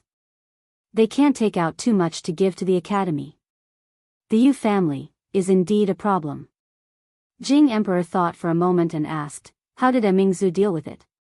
His Highness sends people to discuss with the Yu family every day. It seems that they have just reached an agreement, but the price is a bit too high. Jing Emperor looked puzzled and murmured, this is not like Mingzhu's style of doing things, and it is not like that boy. What is Li Yi doing recently? His wife is about to give birth. These days, he has been attending to her. What a good-for-nothing guy.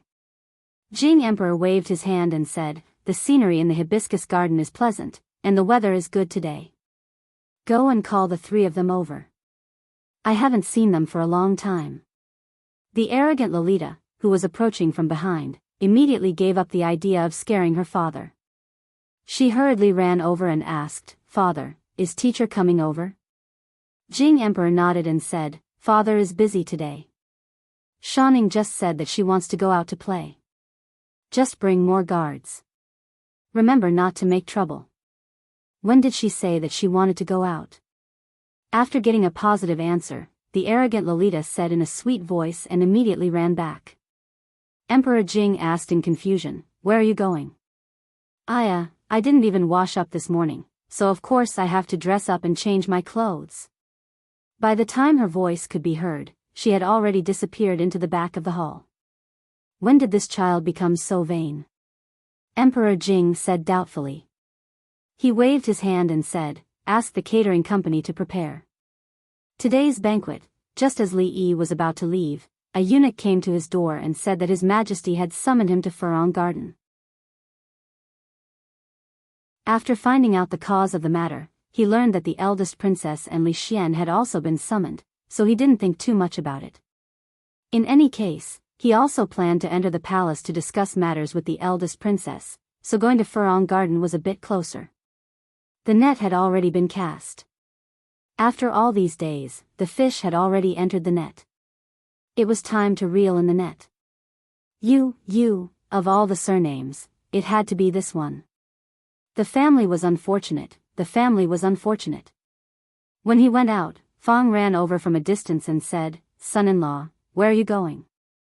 I finished the things you gave me a few days ago. Li Yi was surprised and said, so fast?